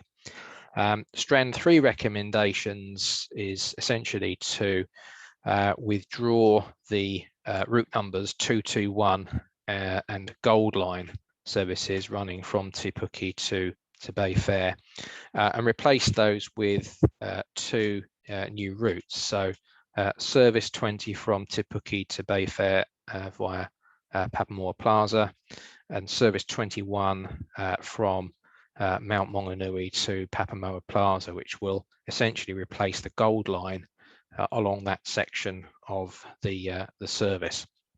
The last recommendation, Strand 4, is to withdraw route numbers or services 36 and 41 and essentially replace those with one combined number, Service 22. That will still run from Papamoa in the peak hours through Mongatapu to the CBD. Outside of the peaks, the service will run just from Mongatapu to the CBD. So pretty much as it does now with the two routes, but consolidated into one. So those are the four recommendations. I think it's fair to say that as part of this process, we are really keen to ensure that we engage all of our expertise around communications, promotion and marketing. This provides a really good opportunity to go out to the public and say that these improvements are going to make services more attractive, and there's an opportunity for people to try them out and to give the bus a go and get across some of these concerns about buses being slow, inefficient and having to change at Bay Fair.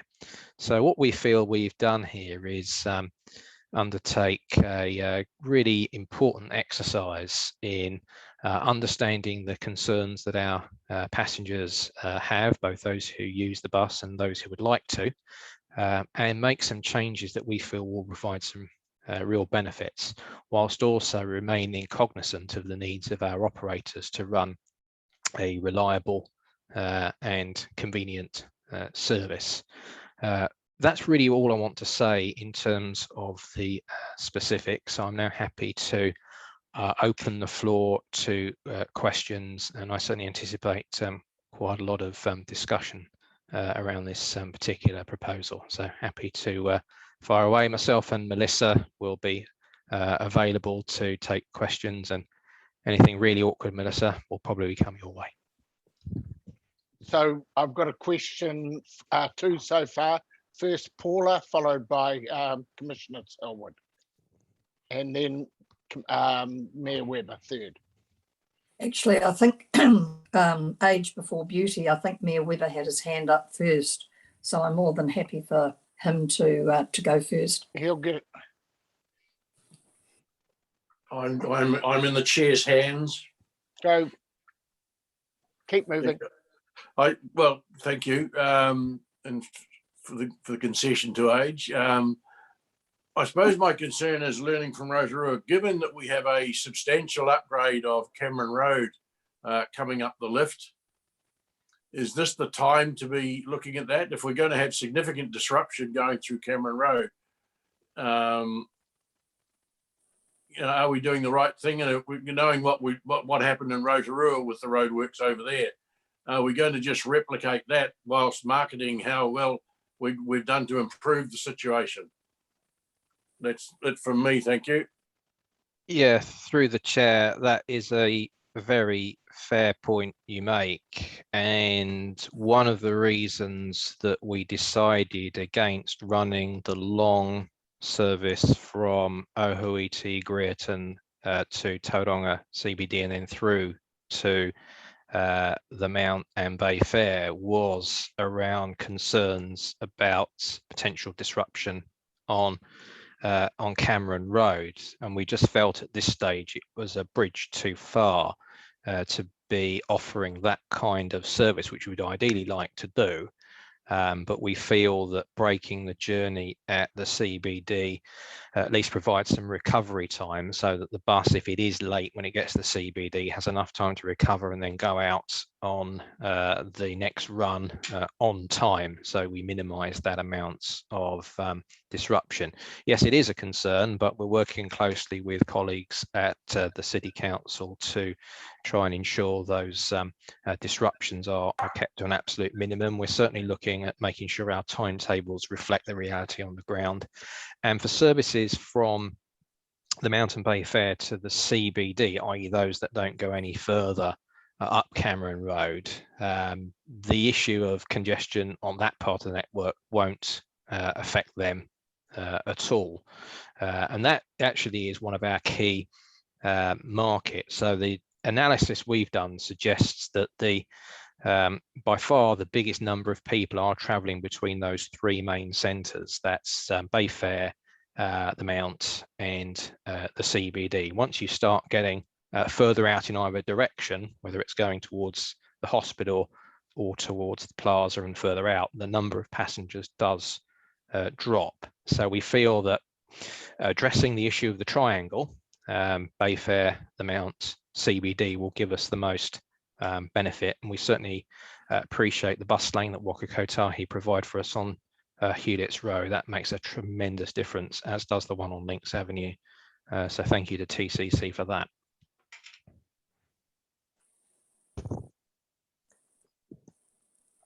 Councillor Thompson. Yeah, thank you. Forgive me if this is included in the plethora of paper on this agenda, but I've got two issues. One is from memory, 93 out of 160 bus users surveyed.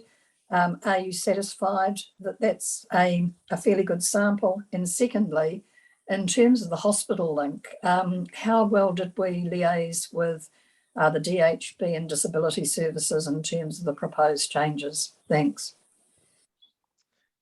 Yeah, through the chair, we are happy as we can be that the response that we've got is from passengers who know the routes and know what they want. I mean, clearly, we're not relying on this survey to provide an absolute, definitive assessment of what's ultimately needed. That's going to come through the public transport services and infrastructure business case, and the demand forecasting work we'll do through that. But we feel, given the comments we've received and the engagement we had, particularly going out into the community, we did a lot of work actually going out to the bus hubs and bus stops and actually talk to people, perhaps some of those who didn't even fill in the form. And we got a sense that people were generally supportive of the changes. You can see why we're doing them. And we did make the point that this is not a panacea. It's not going to solve every problem that they have, but it's good enough from the perspective of trying to make better use of the existing resources. In terms of the DHB, we haven't had any specific discussions with them about this issue. We have analysed the number of people who use the service from the mount side of the peninsula to the hospital. So over a 3-month period, we're looking at a relatively small number of people, about 150, and we're confident that we're providing a reasonably short transfer time for those people. So although they may experience slightly longer journey times than they perhaps did with the through service, we don't believe they will be that badly affected that it means that it's impossible for them to actually get to where they need to go. We recognise the situation isn't ideal. We'd have ideally liked to have kept that through service, but we just felt with Cameron Road and the issues with congestion that it was just not sensible to try and do something that then fell down anyway because of the congestion issues. You're right. Namuta, you wanted to say something? Oh, no, just to build on what James has said. In the report, we also just identify that we have directly connected on this project with 40,000 people, whether that's messages sent directly to them or whether people have clicked on links associated with this work. So just to give you that broader picture as well. Thank you. Councillor Nees, then Commissioner Selwood. Thank you. One of my questions has pretty much been answered, and that was the termination of the hospital link so that people had to get off at the CBD. So what impact will that have on the frequency of buses on Cameron Road? And the transfer time you're saying is going to be what, roughly? So we put 5 minutes. Sorry, I should have not answered too quickly. So the transfer time, we're looking at about 5 minutes for journeys going to the hospital from the Mount and about 10 minutes coming the other way. And what difference does it make in the frequency of buses on that route? Just buses, no matter where they've originated from? The frequency stays the same, essentially. So you've got the 55 is one of our more frequent services up Cameron Road, so that won't change. And similarly with the frequency of the old CityLink and Hospital, and that essentially remains the same. Okay, thank you. And the other question is, there is going to look for the public, like there's quite a few changes, a lot of numbers are dropping off the timetable. So when I look at the numbers, they don't necessarily all logically sit together. And I'm sure when we started with our numbering and naming protocols that there was some logic to it. Is there any plan to have a rethink of the numbering and naming as a whole once we finish this process? And what have we got in the system or in the planning for actually marketing this and explaining to people what we've done and how.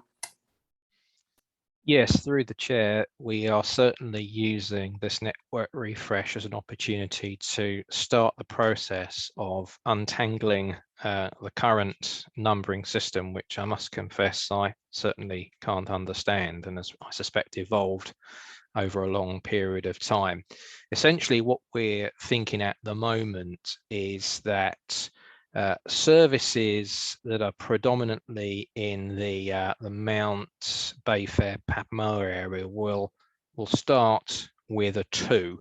So whether that's the 2 itself, which is the proposed service that's going to link Papamoa, Bayfair, and the CBD, or whether it's the other services, the 21 and the 22. We've named or numbered those in a specific way to make the 2 being the Mount side of things. Now, we'll come on to future plans for other parts of the network in a subsequent paper, but essentially what we'll look to do there is review all of the numbers for the rest of the network and get those again into some kind of logical order. So I think the consideration at the moment is that for services that predominantly operate on the Tauranga side, we may take the radical step of starting all of those with a 1. Now that's still all to be decided, and one of the things I think we will need to do is just review that process, particularly once we implement the first part of the refresh, and just make sure people do think that's actually the right thing to do. But that's essentially what we're looking to do, try and get that numbering convention so people can see the first number and think, oh, that's either the one side of the harbour or the other, and then the other number will provide more geographic clarity for where you're going in that part of the network. So that's the plan anyway. In terms of marketing promotion, yes, you're absolutely right. I think we can all agree that we can do a lot more to market and promote our services. And by marketing, I don't just mean publicity where we put posters on bus stops and we rejig the timetable. Important though those things are, what we really want to do is to think of some innovative and novel ways of raising the profile of the bus. We're actually having an internal staff session early next week to throw out some initial ideas about what we could possibly do. So it could include things like different liveries for the bus, naming the bus, events to mark particular bus anniversaries or milestones, and also looking at the potential, and this has to be discussed in more detail, around whether we can do some short-term fare promotions as well. I mean, we're talking about fares a lot, but actually we can look at doing some things to encourage some initial take-up of services. So it may be we use the Travel Demand Management and Behaviour Change Programme to work with some employers to get some B cards out with some cash on it. Who knows? There's all sorts of things we could do. Would actually be really great for anyone with any marketing knowledge to sort of chuck out ideas out there, because at the moment there's no idea is a stupid idea. We're looking at all possible things we could possibly do. So if anyone has got any ideas about how we can promote and market our services, we'll be all ears. Commissioner Selwood. Thank you, Chair. Tauranga City is supportive of these changes and has been involved in the process with staff. So thank you for that engagement. Particularly the frequency of bus traffic in some of the local communities will decrease in some areas, which is helpful. The one area that we do have some concern, though, is in the provision of the additional bus shelter in Farm Street. And whilst we agree that that's important and happy to support that, it would be very helpful to have the regional council take the lead on explaining the story around the provision of that bus shelter. Now, the reason for that is there has been very strong complaints and concerns raised by the local community, particularly in Farm Street, around the frequency of buses along Farm Street. It's kind of linked to the concerns raised by community in Links Ave as well. And there's a risk that a signal of an additional shelter there will raise concerns that there will be, that, you know, this is a more permanent solution. And so we need the community to understand that this is a temporary solution until the long-term solution or provision of bus interchanges, etc., is resolved, and that this is not preempting that decision. So I would seek the Regional Council's support and the marketing and promotion of the change of service to explain the rationale for the provision of increased capacity in that bus shelter, and that making it very clear that it's a temporary solution until we have a final decision made on the preferred site for the interchange and the opening of bay fare and B2B, etc. Yeah, thank you.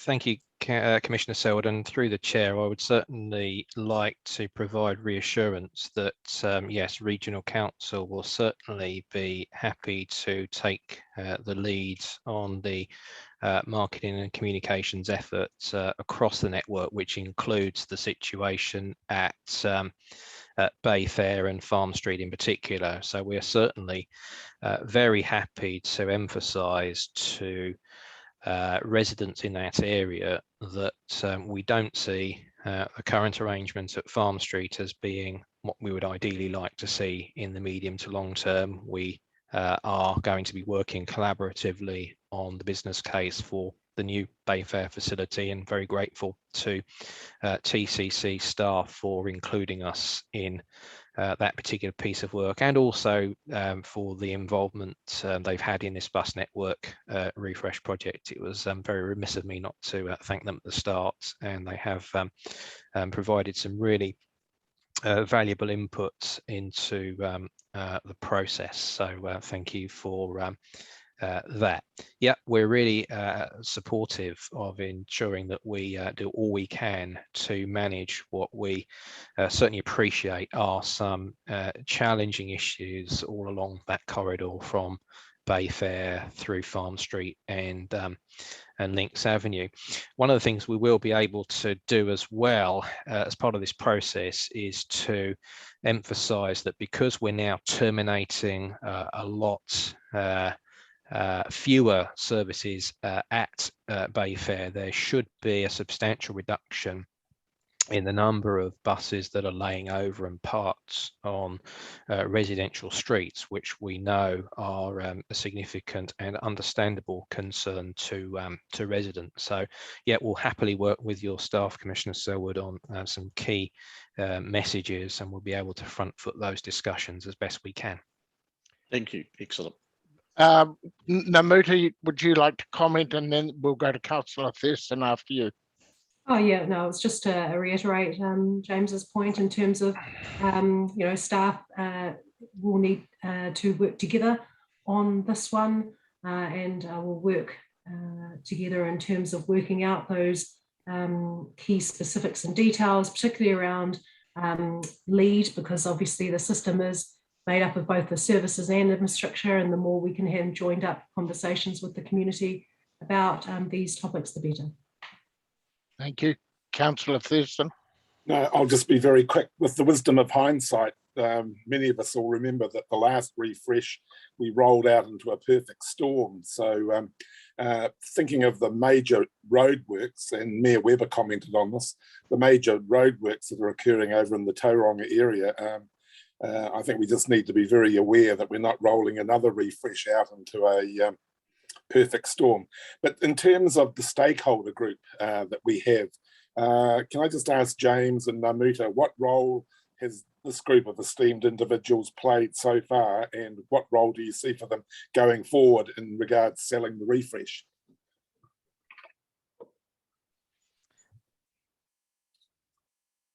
Do you want me to cover this, James? Yes, because I think this refers to the community panel, which I Yes. generally don't So- attend, much to my shame.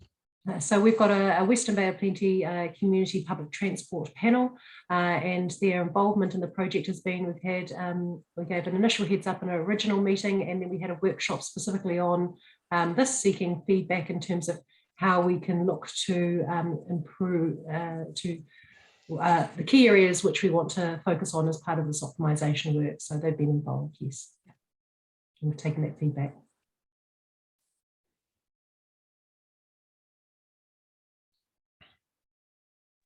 Any further questions before we put the recommendation on page 102? There being none, would someone like to move those two recommendations, recognising that under recommendation 2, the subset is 4 recommendations in section 3? I'll move it. Do we have a seconder? Seconded by Councillor Nees. Any discussion? All those in favour, please say aye. Aye. Against? Carried. Thank you. We then move on to, is Jess Andrew from Whakakotare, are you available to just give us a brief update of where you see things going for public transport within the Bay of Plenty? I'm not sure at this stage. Sorry, I've only been in the role for a few weeks. It's precisely what you're referring to, Mr. Chairman. Generally, we're supportive of the direction that the Bay of Plenty Regional Council are going at the moment, and the work that they're doing, both on the refresh, which has been really valuable, and then the long-term works.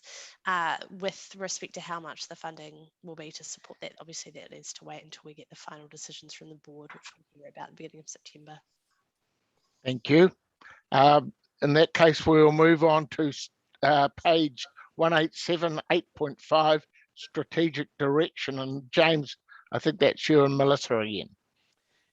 Yes, thank you, Mr. Chair. The strategic direction report again is a huge collaboration across both the planning and the operations teams, and essentially the purpose of this paper is to provide a more detailed update to the paper that we tabled back at the March meeting, which set out the high-level priorities that my team and colleagues from public transport operations will be working on over the next year, and also to emphasise that that will include all of the TLAs across the region as well. So in essence, sorry, Mr. Chair, to interrupt. Can we take this as read, because it's basically just an update? If everybody else is comfortable. Staff have put a fair bit of time. What's the mood of the meeting on this? It is a receiving the report only, so it's not a decision-making report. James, do you want to just give just a brief overview, if I could recommend that, rather than go through the full half hour on it? So recognising Mayor Webber's point on this. So yeah, sorry, just to clarify, are we talking here about the strategic direction report or the improving our network report? We're talking about the strategic direction report. Right, okay, yeah, all right. Well, I'll very briefly summarise then the key points. So in terms of strategic direction, what we're intending to do is replicate what we believe has been a successful refresh project in Tauranga, which we've just discussed in the previous item, and essentially take that out to the rest of the region's urban services. So Rotorua is going to be our next priority, because we've had a lot of discussion about the challenges in that part of the network, and my colleague Andrew Dyer has already started some work to understand what's going on there in terms of the latest patronage figures and some of the challenges that both passengers and operators are facing on that network.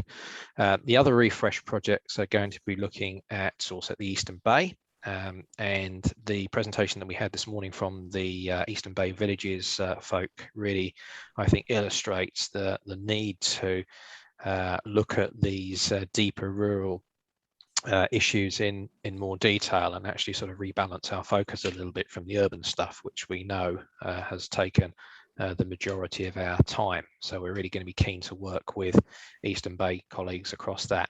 And then the other refresh project will essentially, as I mentioned earlier, be the rest of the Tauranga network and dealing with issues in places like Matua, Otamatai, Brookfield, Bethlehem, and Pies Par, Tauranga Crossing. So we've actually set ourselves quite an ambitious agenda for refresh work, because we believe what we've done in the first stage has actually generated a lot of success and interest in what we're doing.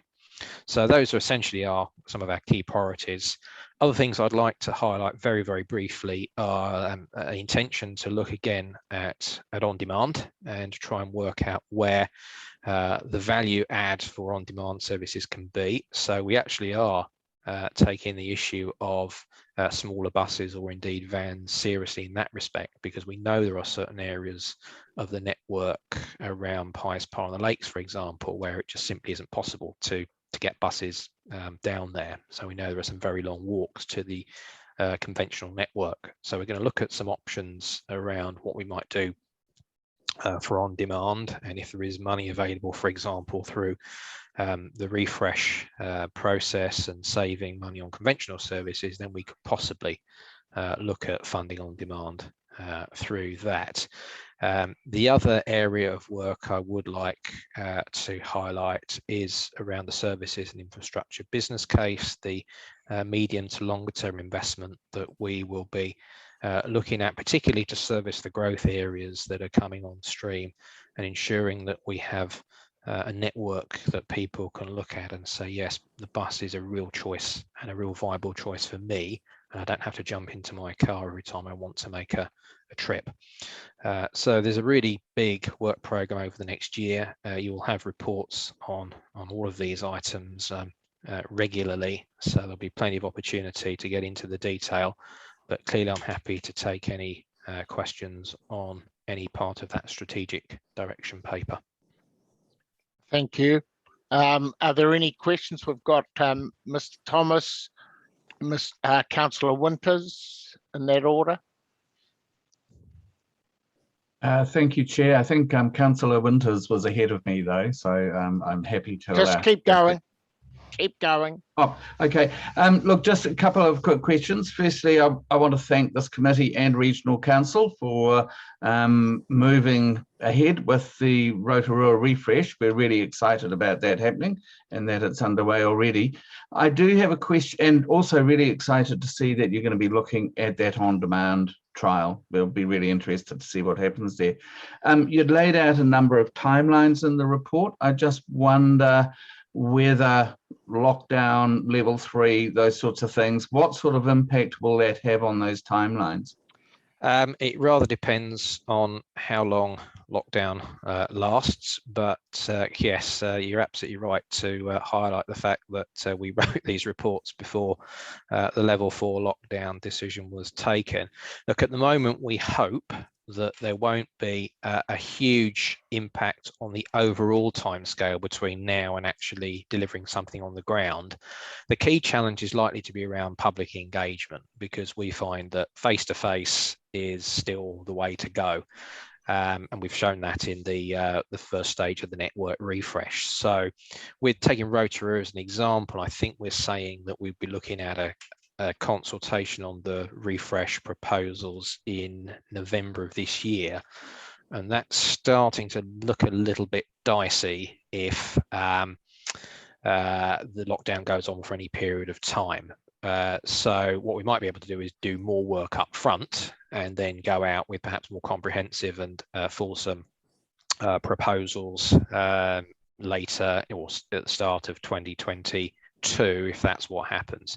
So we're keeping it under constant review and just trying to do as much upfront work as we can that we can do at home. Thank you. Sorry, I'm muted. Councillor Winters, followed by Councillor Nees. Oh, thank you. Question to Matt, either Matt or James. Just on page 182, you talk about the regional fair free trial for tertiary institutions, and then you talk about it's a JV between University of Waikato, etc. I'm interested to know the percentage of revenue coming from those the tertiary institutions, both a percentage and a dollar figure, please, because they were submitted to this council some time ago. They were prepared to put their money where their mouth is, and I still can't find a figure, Matt, of how much are the tertiary providers contributing. Yeah, Thank both you. in terms of, through you, Chair, so both in terms of dollar fare and percentages. We can get that information, can't we, James, now for the 21-22 year? So if that's okay, we'll provide that information separately to members of the committee and members of our council. Good as gold. Thank you. Councillor Nees. Thank you. Just on page 197, we talk about bus fare and parking policy review. And they are linked together, as was mentioned previously. I was just wondering when we will have, when that parking policy is proposed to be decided on, and how do we integrate that with our fare policies in our regional public transport plan, because they are interlinked. Yep. And, you know, I would have thought that that we would have quite a big input, or be, you know, more than just a general user when Tauranga City Council is considering the parking policies. Yeah, through the chair, I completely agree that the integration between those pieces of work is absolutely vital. And as I mentioned earlier in the meeting, the City Council has started the process of reviewing the parking strategy and outlining its intent and objectives through some initial work. And I'm sure Commissioner Selwood or City Council colleagues can provide more detail on the timelines for that work. But in terms of integration with the fares, we will be looking to use both the RPTP to fully review the policy and structure of fare provision, and answering one of the key questions, which is who in the network really needs concessionary fares to be able to live their lives and reduce the exclusion and the isolation that they feel. And I think the provision of the accessibility concession is a good example of where we've got it right by identifying a group of people whose lot in life is not the easiest, and using the system is not the easiest, and being able to provide that concessionary fare is a really good thing to do.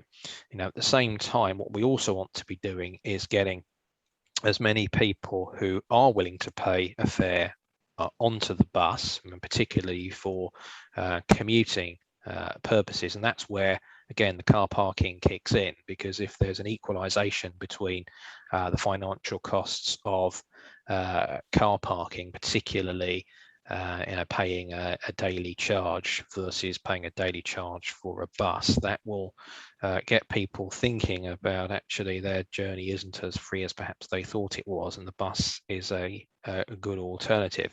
I mean, we've got the fare concessions going and operating until the end of next calendar year. I mean, by then we should be in a position to have an RPTP adopted by the middle of the year. The services and infrastructure business case will essentially look at fare forecasting scenarios and really answer the question, to what extent does and can fares drive that mode shift that we all desperately want, and how do we balance that with the need to try and maximise the revenue from fares for then reinvesting in more services. Getting that balance right is going to be the key trick we have here, and we certainly look forward to working with the City Council very closely on the parking and the fare policy work. Thank you. I don't see any more questions. I've just got a couple myself, and the first one is 2.6, the Omokara Ferry business case. I see we've allocated 75,000.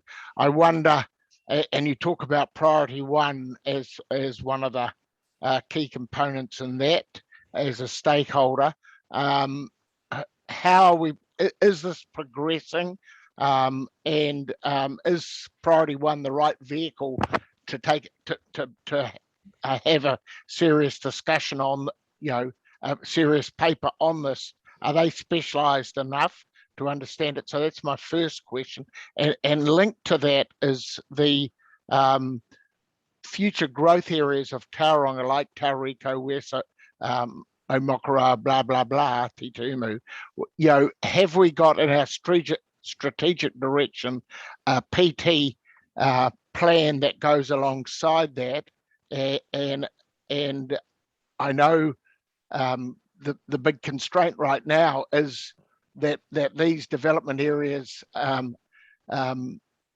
are serviced by state highways, and the funding is so uncertain. We've been told we're not going to get new funding for 10 years. We'll wait and see what comes out of NZTA when they do report to us. But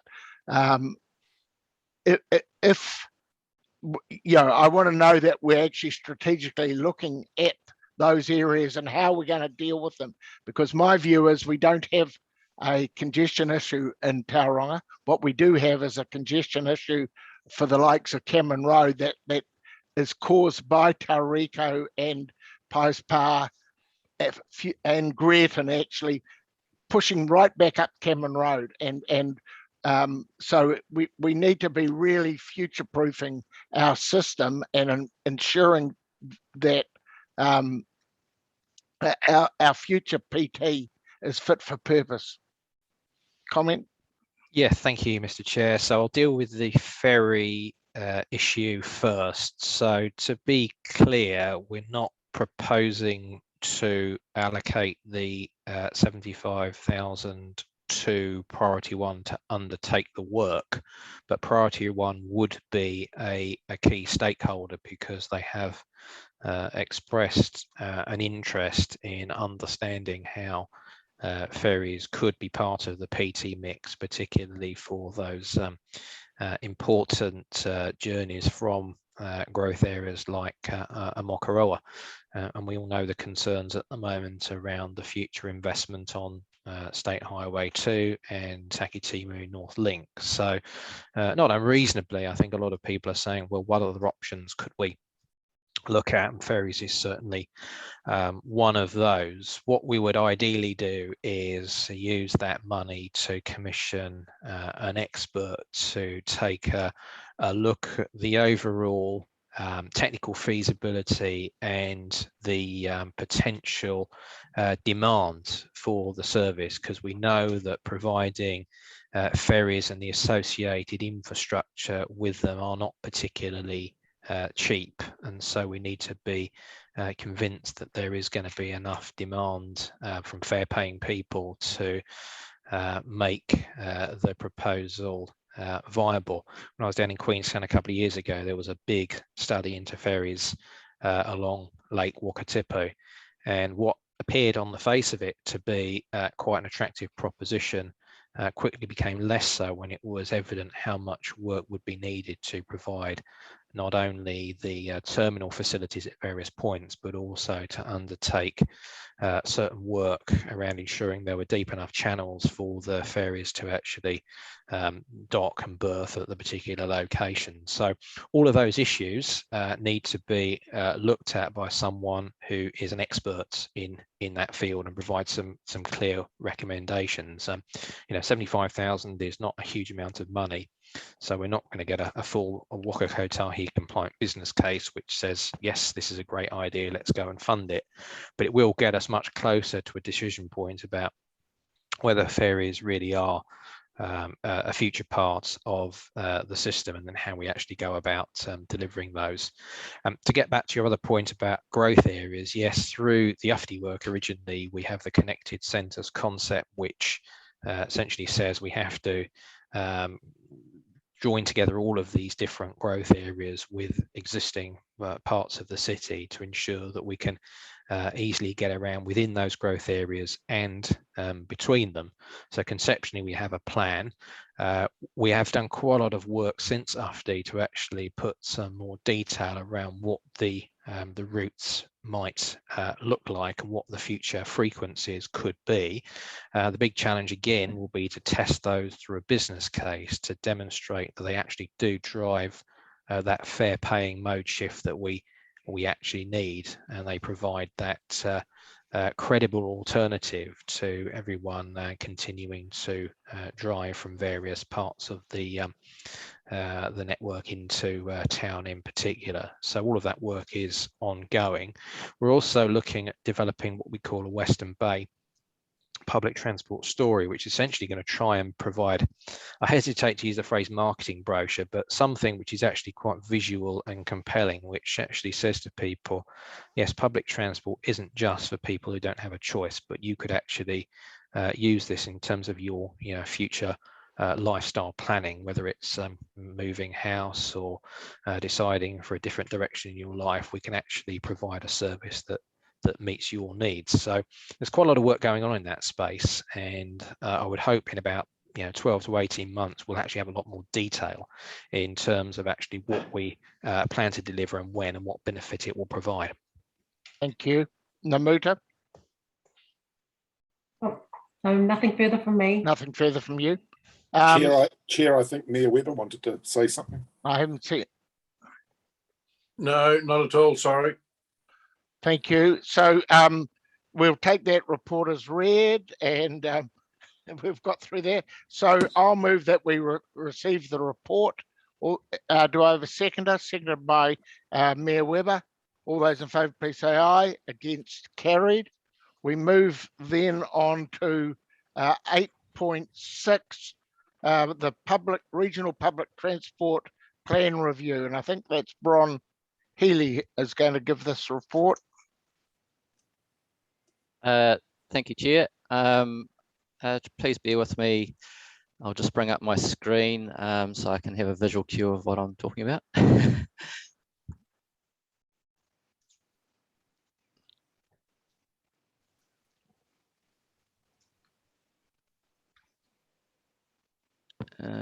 And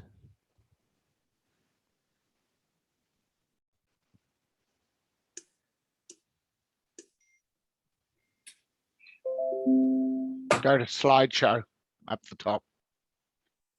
yeah, I'm just slightly blocked by Zoom. Sorry about that. Is that working for people? Yes. Okay, so bearing in mind this has been quite a long meeting so far, I'll be brief with this update on the Regional Public Transport Plan Review.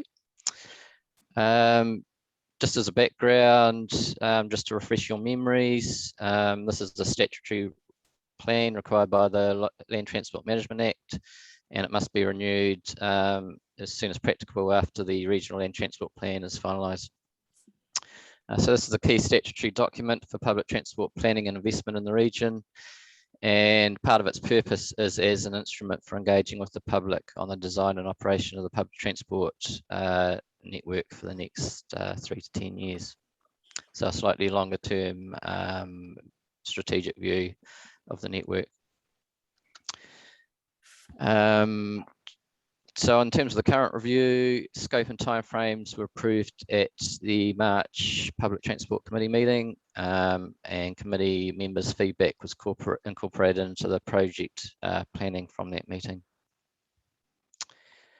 Here's just a high-level timeline of the review process.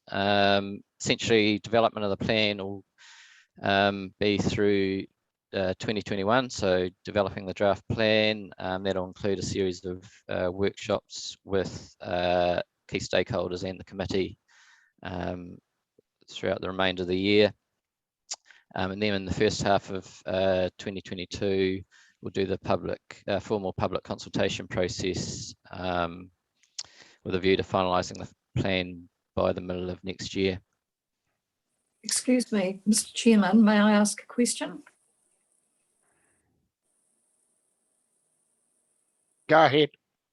Bron, in terms of that public consultation, how does that tie in with annual plan processes? We're currently working with the annual plan team on sort of getting those timings correct or aligned.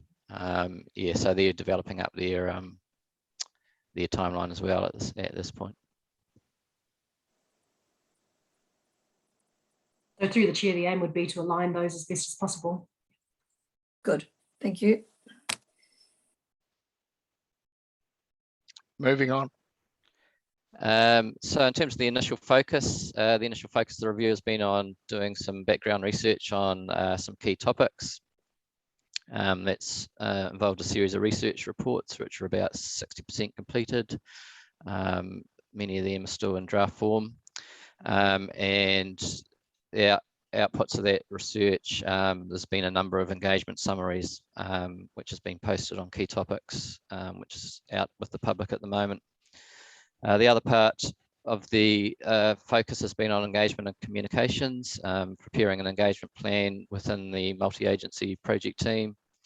And we've posted some early engagement material on the Regional Council Participate web portal.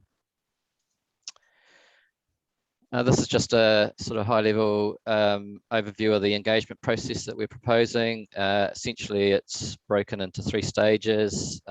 This early engagement that's currently underway, then some more targeted engagement with key stakeholders through various means such as workshops, followed by the formal public consultation process required by the legislation next year.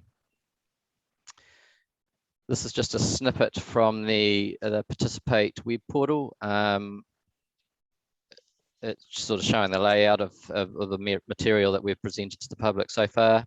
Essentially, it's broken into some key topics that will form part of the policy and the plan.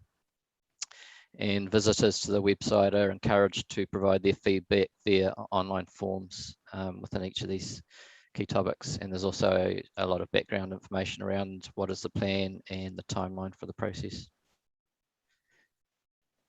In terms of this early engagement phase, so we're using, or people are being directed to the Participate website using targeted social media. And there's also been opportunity for our partner agencies to share things like Facebook posts through their own social media outlets to broaden their coverage. To date, we've had about 700 visits to the website, and at this point, 17 submissions on the different topics. And this material is open for feedback until the end of August. In terms of the next steps in the process, it's aiming towards completion of the research. We were planning to hold a workshop with the Western Bay Community Public Transport Panel. It was meant to be held this Monday that's just passed, but that's currently being rescheduled. Obviously, with the lockdown, it became a bit difficult to program that.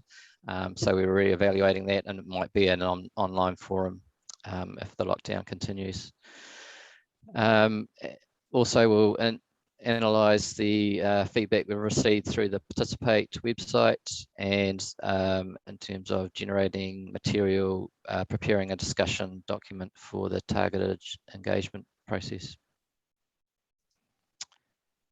So that's a brief outline or an update on the process to date. Happy to take any questions. Councillor Nees. Thank you. My question, and you've covered this a little bit in the risks and the mitigations, but there's something that often derails us is a late change to central government policy. And I'm aware that there's stuff coming down the pipeline, not the least of which might be a national carbon budget towards the end of this year that might have some major impacts on what we might be wanting to do with regard to policy for public transport. So what thinking have we done to ensure that we've got the ability to integrate any new policies when they come through? It seems to me we are largely focusing a lot on what the public tell us. We've got external drivers as well, and the timing may not always fit. So just what our thinking is with regard to things like that.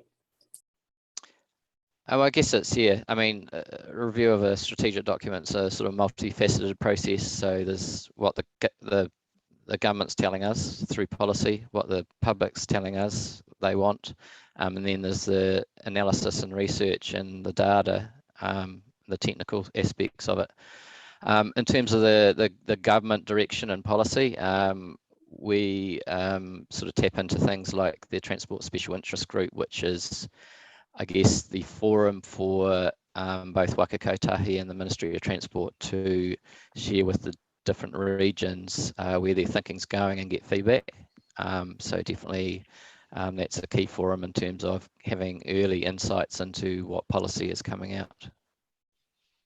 Yeah, thanks, Bron. Just to add, I'm currently the public transport workstream lead for the Transport Special Interest Group, and it really has provided a valuable insight into the thinking of both MOT and Waka Kotahi. So the PTOM discussion we had earlier, all those insights that have come through conversations with people that don't get recorded officially anywhere, but give an idea of direction of travel.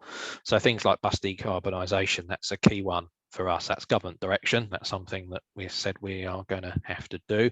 It's not something the passengers particularly are agitating for, but because we have that involvement in TSIG, we get early involvement in their work. And I'm actually leading the TSIG bus decarbonisation study, which is essentially looking at what the costs and financing options would be for converting the entire NZ bus fleet to zero emission vehicles. So we're pretty confident we're at the forefront of thinking because of the involvement in the Transport Special Interest Group.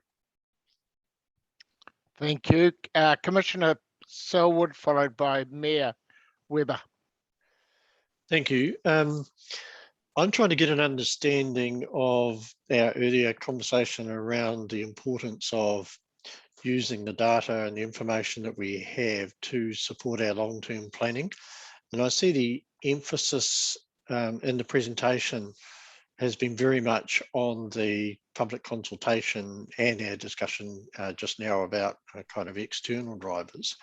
But it does refer to research. And am I correct in understanding that that research is ensuring that we're using the data on patronage and cost per route and all of those matters that I raised earlier to inform our long-term planning for the public transport review, and also to inform our combined services and infrastructure business case, because the two are very closely related to one another, and I'm anxious to ensure that that is informed by deep analysis of the information that we have, as well as the public consultation processes. Yes, correct. So, for example, I guess the role of the Regional Public Transport Plan is to establish a policy framework for decision making, and then you use the data and the analytics. For example, through our Refresh project, we've had detailed analysis of passengers per route versus capacity and the cost of providing those services versus the number of passengers they're carrying. So the role of the Regional Public Transport Plan is having a policy framework whereby you might have a metric in there that is an appropriate metric for what is a threshold for a viable service, or at what point do you start reviewing a service in the future because it's falling below that threshold. So certainly it's marrying up the analysis with a policy framework to help decision making in the future. Good. I just didn't see that come through in the presentation. and I think it's a critical component. Certainly in terms of our research papers and the topics we've covered, one of those has been around the introduction and review of services. So what is current good practice around appropriate metrics to have in your plan to help with decision making? Okay, I look forward to seeing that. Thank you. Yeah, I could lip read. Thanks, Chair. When you exhausted questions, I'm quite happy to move the recommendation. One on the bottom of page 202. Are there any further questions? Looks like it's your job. Second. Seconded by Councillor Thurston. Moved by Mayor Webber. All those in favour, please say aye. Against? Carried. Thank you. We go to now improving our network, which is the second to last paper. Thank you. So that's page 178. Yep. Thank you, Mr. Chairman. I'll make this very, very brief. The report hopefully can be taken as read, and quite a lot of the issues that I would have talked about were covered by Simon and Jen in the Arataki report later. That was specifically around the 135 improvements in Kauro, which are doing really well, and also the excellent work and take up of the concessionary fares. I don't intend to relitigate that, so we'll go straight to questions if that's okay with everyone. Questions for James? Mayor Webber? Well, it's like the other thing, because we've covered all this off, I'm more than happy to move the recommendations. All right. Any further questions? Mr. Thomas. Thank you, Chair. And just a very quick comment, just once again, a thank you to everyone for making the tertiary service from Murupara to Rotorua and back permanent. It'll give a huge amount of confidence to that township in terms of their tertiary education desires. So thank you. Thank you. Happy to second the report, Chairman. Seconded by Councillor Thurston. Councillor Nees, were you just seconding or? Oh, no, it was just a question that I meant to ask, and that was the free fares for school children. Katikati and Amakaroa to Tauranga aren't included in that, but Te Puke is. Is that right? Staff? Yeah, through the chair, I believe that is correct. Yes, that is correct. Can't understand the logic, but I really understand that's what's been decided. No, and that was my question. It seems to me that there must be a reason for it, because the two routes, the two communities have got very similar attributes and customers. So is it because there's a different operator in the Katikati Amakaroa area, or there were feasibility issues? That means it wasn't feasible to provide that for Katikati, but it was for Te Puke. Sorry, if I can comment, Mr. Chair, I think this august group decided that. It wasn't unanimous, but that's where this group landed. Any staff comment? Yeah, through the chair, I can provide a comment, but I don't know how accurate it will be. So if anyone can correct me, I'll be happy to be educated. But my understanding around Te Puke is that is considered to be, in essence, part of the Tauranga urban network, and the concessionary fares for children are targeted at the urban network as opposed to the interurban services. One of the concerns that was expressed in the long-term plan consultation was making interurban services free for school children could have an unintended consequence of encouraging more children to travel away from their local place of education to somewhere different, and that was part of the reason why the concessions were limited to existing urban areas. Now, as I say, that's my understanding and interpretation from some very complex discussions that we had during LTP. If anyone can enlighten me, that's not the case, then I'm happy to be corrected. Fiona, did you want to give a comment?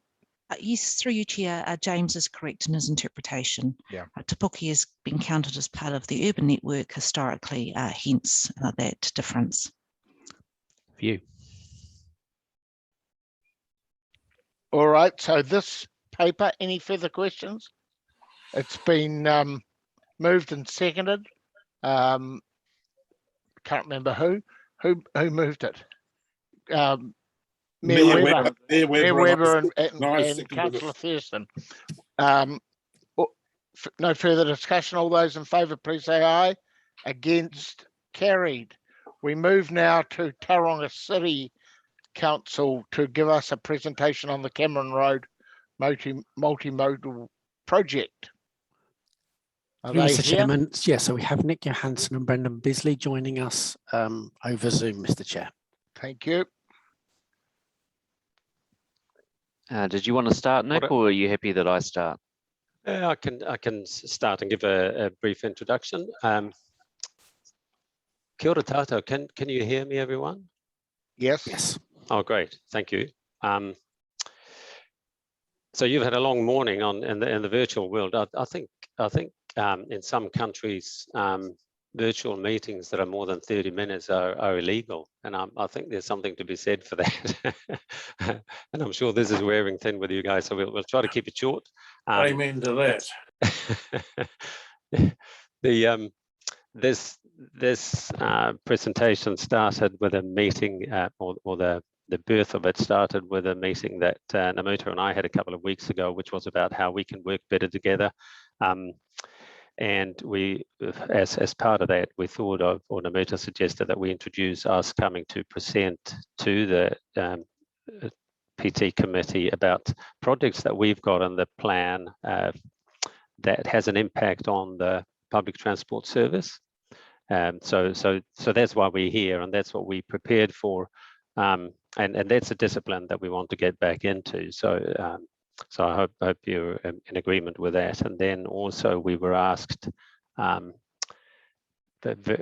just a day or two ago to also present on the Cameron Road project. So we've got a little bit of a few slides on that as well, to bring you up to speed where that is at. That was a bit of a surprise to us. You know, we've been working together on the project development of this for a number of months, and CIP, who's funding it, obviously knew that a partnership between Regional Council, the Waka Kotahi and TCC was critical to the success of that. So it has got the demand to underwrite the funding as dependent on an MOU between the three parties of that. So as we have kept our governance up to speed with how that's developed, I hope the same has happened in the other organisations. So with that, I think I should hand over to Brendan, who can hopefully share his screen where we have a few slides to run through. Thanks, Nick. I will endeavour to do this. Now, apologies if I drop out. I've had major internet issues this morning, so it seems to be stable at the moment, so we'll try.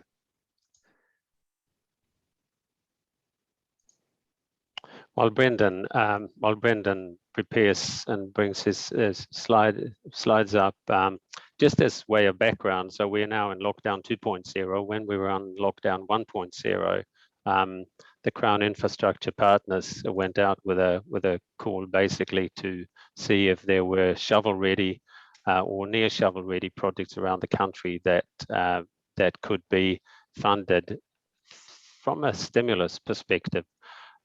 And a lot of councils around the country clicked into gear over Easter 2020 and put submissions through. We did the same. We put a number of them through. and a couple of them were successful, of which Cameron Road is one. So the CIP is funding this project to the tune of $45 million. Yeah. Now, can everyone see those slides? No. No. Okay. No, we can't see them yet. Okay. Not 100% sure why. Matt, have you got someone there that can walk Brendan through some instructions, maybe? Yes, Brendan, if you want to email that to Amanda, she'll be able to put them up on the screen for you. It's 111 megabytes because it's got Oh, a wow. embedded video file. Maybe that's why it can't be shared. You might need your video going to share it. Right, let us try that. If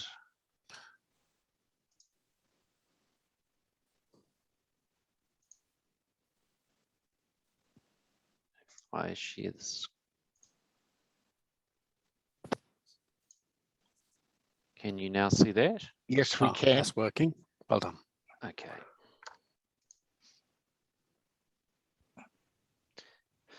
Right. So can you just see the single slide or the one with all of the slides? No, single slide.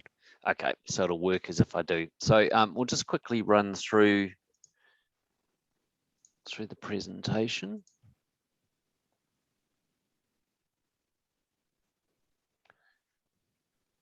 Okay. There we go. So in terms of the next 3 years, so there's a couple of slides on what projects we've got coming up over the next 3 years.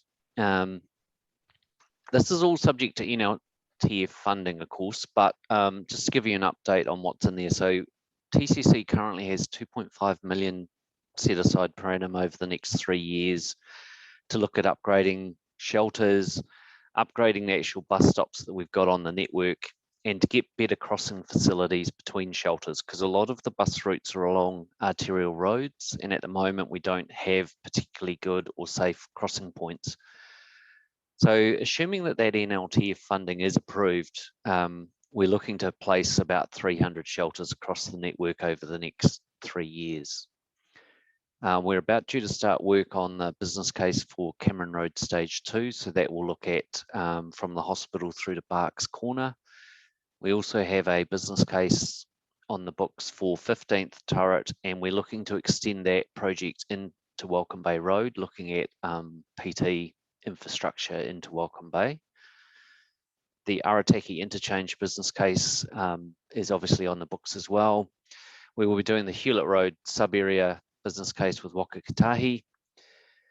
And the Area B Innovating Streets is actually looking at the walking and cycling network in the Otamotai, Bellevue area. Now that will involve PT infrastructure because often those routes, cycling routes and the bus routes are on the same corridors. In terms of physical construction that we have planned over the next 3 years that may have an impact on PT services, the next 2 stages of Monganui Road, so that's stages 3 and 4, are likely to get underway in the next 18 months. So that extends it from effectively where it ended towards the Mount. And then we'll come back and do stage 1, which goes from the high school through to Gulf Road. Obviously, we've got Cameron Road Stage 1 that is due to start hopefully next week, depending on what the alert levels do. Again, if we get the full funding that we have proposed in the NLTP, we've got a whole lot of low cost, low risk projects spread across the city. There's about 75 million of low cost, low risk. We will be looking at Lynx Avenue and what do we do there to address some of the safety issues that are on that corridor.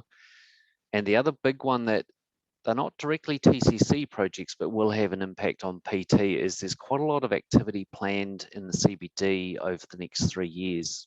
You've got the civic redevelopment. There's the work still underway on Elizabeth Street.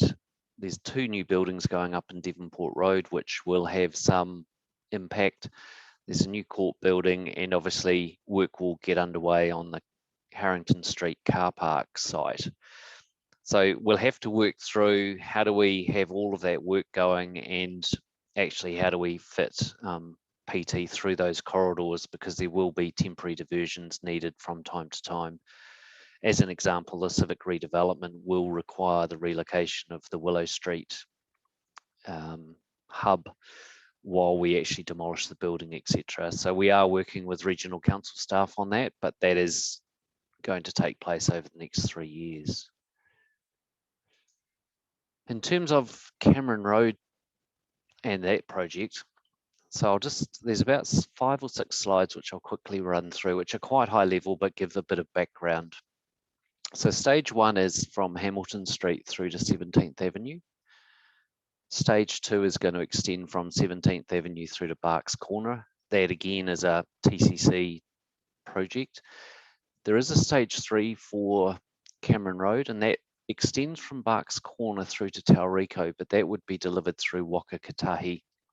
And the purpose of that is that extends the PT services right through to those new housing areas in the Tauranga development. Stage 1 of the project CIP funded, with some additional TCC funding for enhanced scope. So CIP required a bus lane in each direction. Now this is initially part-time up to the first 10 years, and then it becomes full-time from 10 years onwards, unless certain triggers are triggered in that intervening period. In addition, they required a two-way cycleway. Now, as the project got underway, TCC resolved to maintain the number of traffic lanes following some traffic modelling that was done. This is before CIP funding came on board, we looked at the network and could it cope with a single traffic lane rather than dual, and that showed that the whole system tends to clog up if you try and reduce the number of traffic lanes. In addition, we've got the Te Papa intensification that's going on, and that will drive the need for better amenity and pedestrian connectivity to facilitate short journeys along and across the road. And it also requires a balancing of modes along the route to support the residential increase.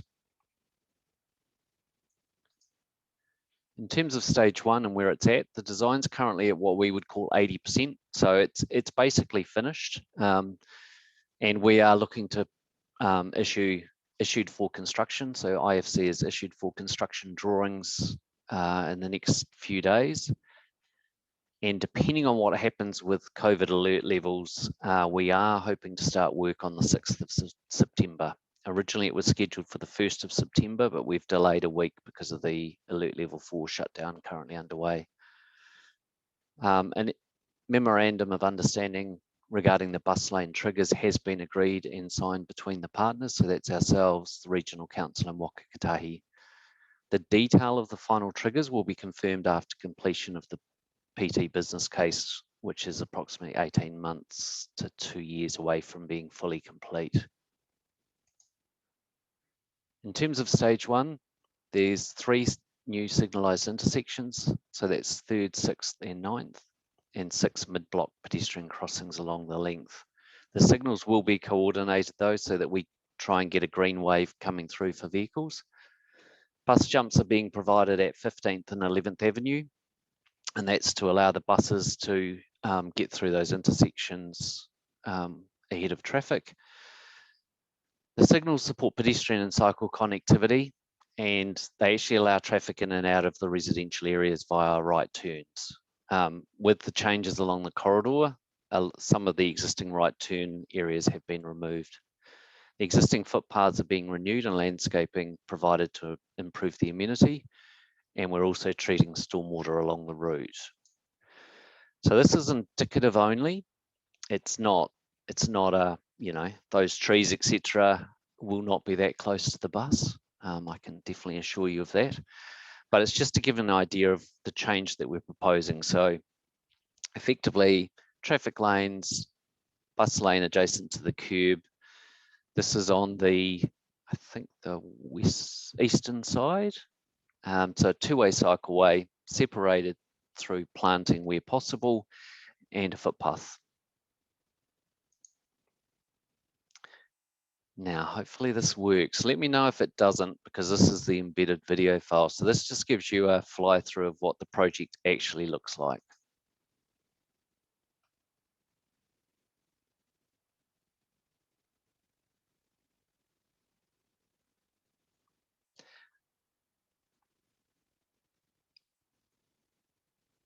Now this was prepared off a slightly earlier version. So where you see large blocks of grass through the center, there is likely to be trees, etc. in there.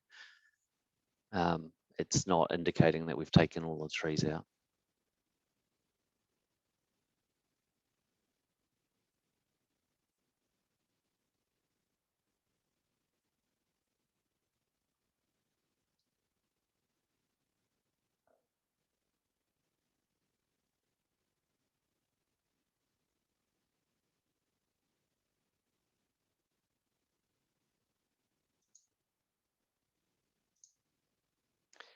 So the bus lanes currently is proposed to finish at Elizabeth Street, and that's because the buses then turn right down Elizabeth Street to access the CBD.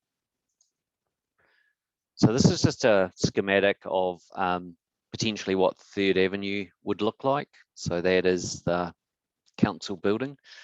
I didn't pick this image because it is the council building. It's just a good image that tends to highlight all of the different features that are going in. So traffic signals are going in to get better connectivity sort of for pedestrians across.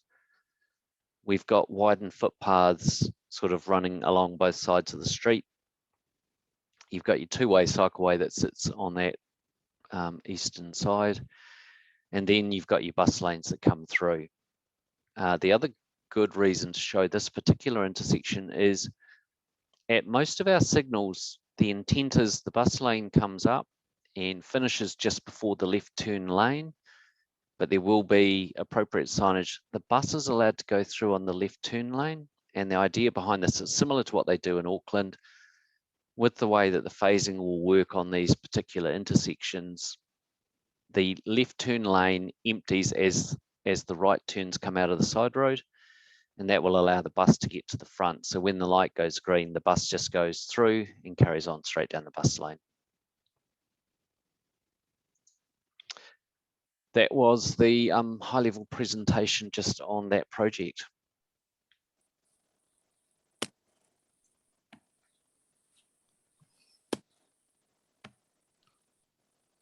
Are you happy for questions? Yes. Any questions from Councillor Thompson? Yeah, thank you. And firstly, thank you for the presentation. And I confess it was me that asked if we could have this specifically included because of the significant public interest in this particular project. And I'm sure you'll appreciate that many of us Taurangaites are wedded to Cameron Road, and it's much a part of our lives. So it's a very, very important and high public interest project. I did send through a number of questions that I had, some of which have been addressed, some of which haven't, but I'll refer those back to staff after this. But I have one fundamental question. And given that this is a partnership between 3 public entities, including ourselves responsible for public transport, are we all satisfied from a level of service, and I'm speaking now from a public transport perspective, from a level of service perspective, i.e. timeliness of public transport and enhanced timeliness, passenger uptake, safety issues, infrastructure? Are we satisfied that the now completed design is satisfactory to all parties in regards to those matters?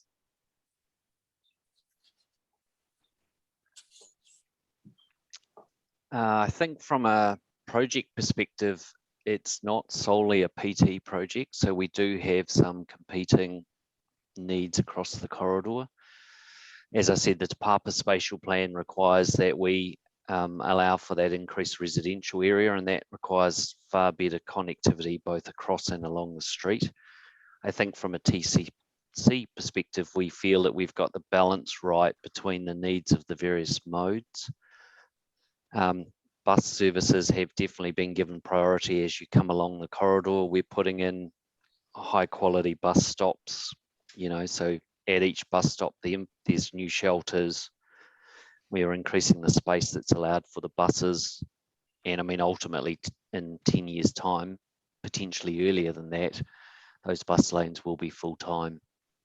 So I think we've got the balance right. I suspect if you're looking at it from a purely PT only lens, you could always argue that it isn't specific enough. But if we look at it from a system perspective, I think the balance is correct. I'm not sure if that answers your question enough. I can also... sorry. Yeah, I just thought I could add also the scope limitation basically of stage 1, which only takes us through to the hospital side basically. And I think it's important to recognize that the full benefits of the Cameron Road upgrade are only really materialized by the time we've done the second stage.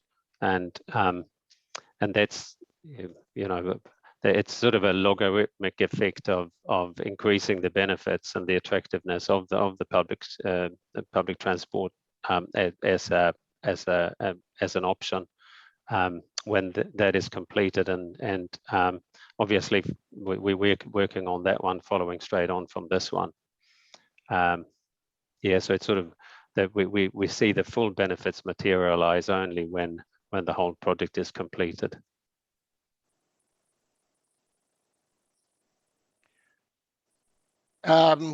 Commissioner Selwood. Thank you. Really just a high level overview, partly in answer to Paula's question.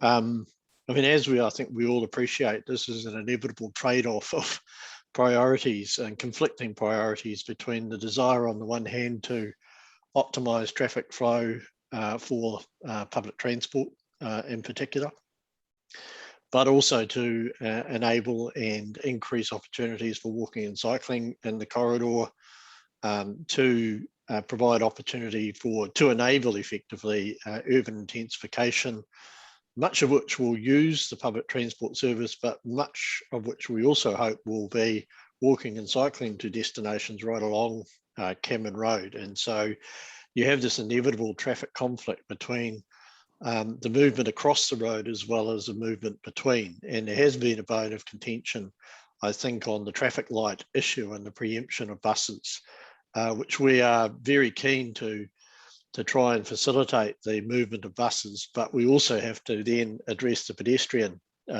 questions. And so that's really what I think Brendan is referring to when we're saying we're trying to get the balance right. In the ideal world, perhaps you would have gone straight to a dedicated bus route, but equally the pressure against that is the social license to operate from our wider community. And I think that drove the decision of the previous council to still retain the 2 traffic lanes. Hopefully we can accelerate the intensification across Te Papa, and that will, you know, sort of mean that demand for all non-car modes increase as a result, and then there's an earlier transition to dedicated busways as a component of that. And we are very committed as a council to, you know, to enable and encourage that to happen as soon as possible. But as we know, the urban intensification agenda is unfortunately a very slow one. So it's trying to balance the development of that urban density with the provision of the transport corridors. And the modelling certainly did indicate that if we went to single lanes too soon, the congestion along the corridor would be intolerable for those who are still either through a matter of choice or reality car dependent. So it is, I guess, a compromise all round, but it is a question of trying to get the balance right and to bring the community with us. As I think Nick said, the step change will be when we've got a complete corridor. and that arguably is right out to Tauranga. And that is dependent on stage 2. Tauranga City has made application for infrastructure acceleration funding, potentially to accelerate stage 2. We of course don't know if we'll be successful with that, but if we were able to bring that forward, then obviously we can bring forward the benefits of this whole corridor.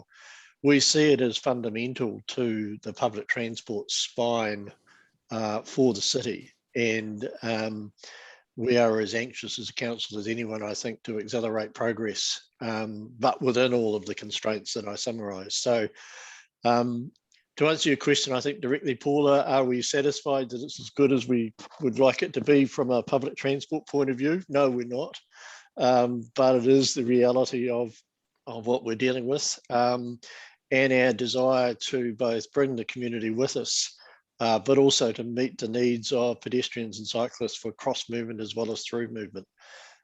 We have included some bus preemption at some of the lights, and hopefully that'll give the buses a head start. And the good news is at least they will have a dedicated clearway during peak, so that those motorists that are sitting in the queue seeing the bus fly by on their left hopefully might get the message. So yeah, I think that's the overview really from the council's perspective. Well, if I could just, through you, Chair, just thank you, Stephen, you know, for that honest, you know, appraisal in answer to my question. And you won't need to be reminded of this, but taking the community with us all on this project is probably one of the most paramount things facing us. And so whatever it takes to actually make sure that the community is well informed and is supportive and is being taken on the journey, I think we all have to do. It's absolutely vital. And, you know, can I just say that to me, because this integrates with the intensification of the Te Papa Peninsula, this is the flagship project which will demonstrate whether we can achieve the objectives of the NPS urban development. And those objectives, I think there's 8 or 10 of them, but they are our framework. And those are the objectives that this project should be the flagship for. And if we can do that, then I think, you know, we're going to, we're going to be able to hold our heads up high. But my goodness gracious me, there are some challenges ahead in that regard. And I think the community needs to understand that integration, what the NPS urban development is driving us to actually do, excuse the pun. And yeah, so we've got a big challenge on our hands, and taking our communities with us is vital. But thank you for the opportunity to present, and I'll save my further questions for staff. Thank you. Again, if I can just respond, just in terms of that wider storytelling, I couldn't agree more. And this is an urban intensification project as much as it is a transport project, and the two are actually interdependent to have a successful outcome here. It's fair to say there's still a lot of question marks across the Tauranga community about both urban intensification and the emphasis on public transport. And so telling a compelling story around that is vital to bringing the community with us.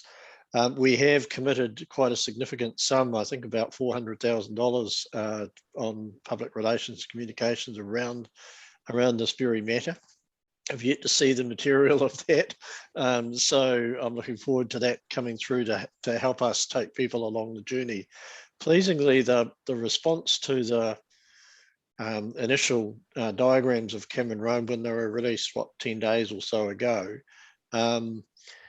hasn't been negative. I wouldn't say it's been overwhelmingly positive either. It's been rather muted, which surprised me to a certain extent, because I thought we might see either support for the initiative or indeed opposition, but it's been quite muted.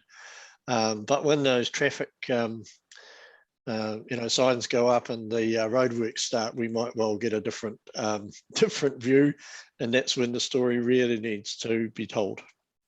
So I couldn't agree with you more. Any further questions of Brendan And Nick?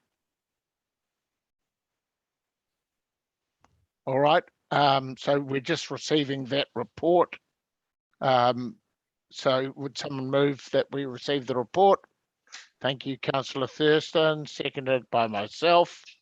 All in favour, please say aye. Against, carried. That is the conclusion of the public section of this meeting. We will now go into confidential once the camera's been turned off and do the public excluded minutes, etc. Excuse me, Chair, Committee Advisor here. Can we just resolve to go into public excluded before I stop really? So moved. So moved by Councillor Thurston, seconded by Councillor Nees. All those in favour that we move into public excluded, say aye or hands up. Against, carried. Thank you.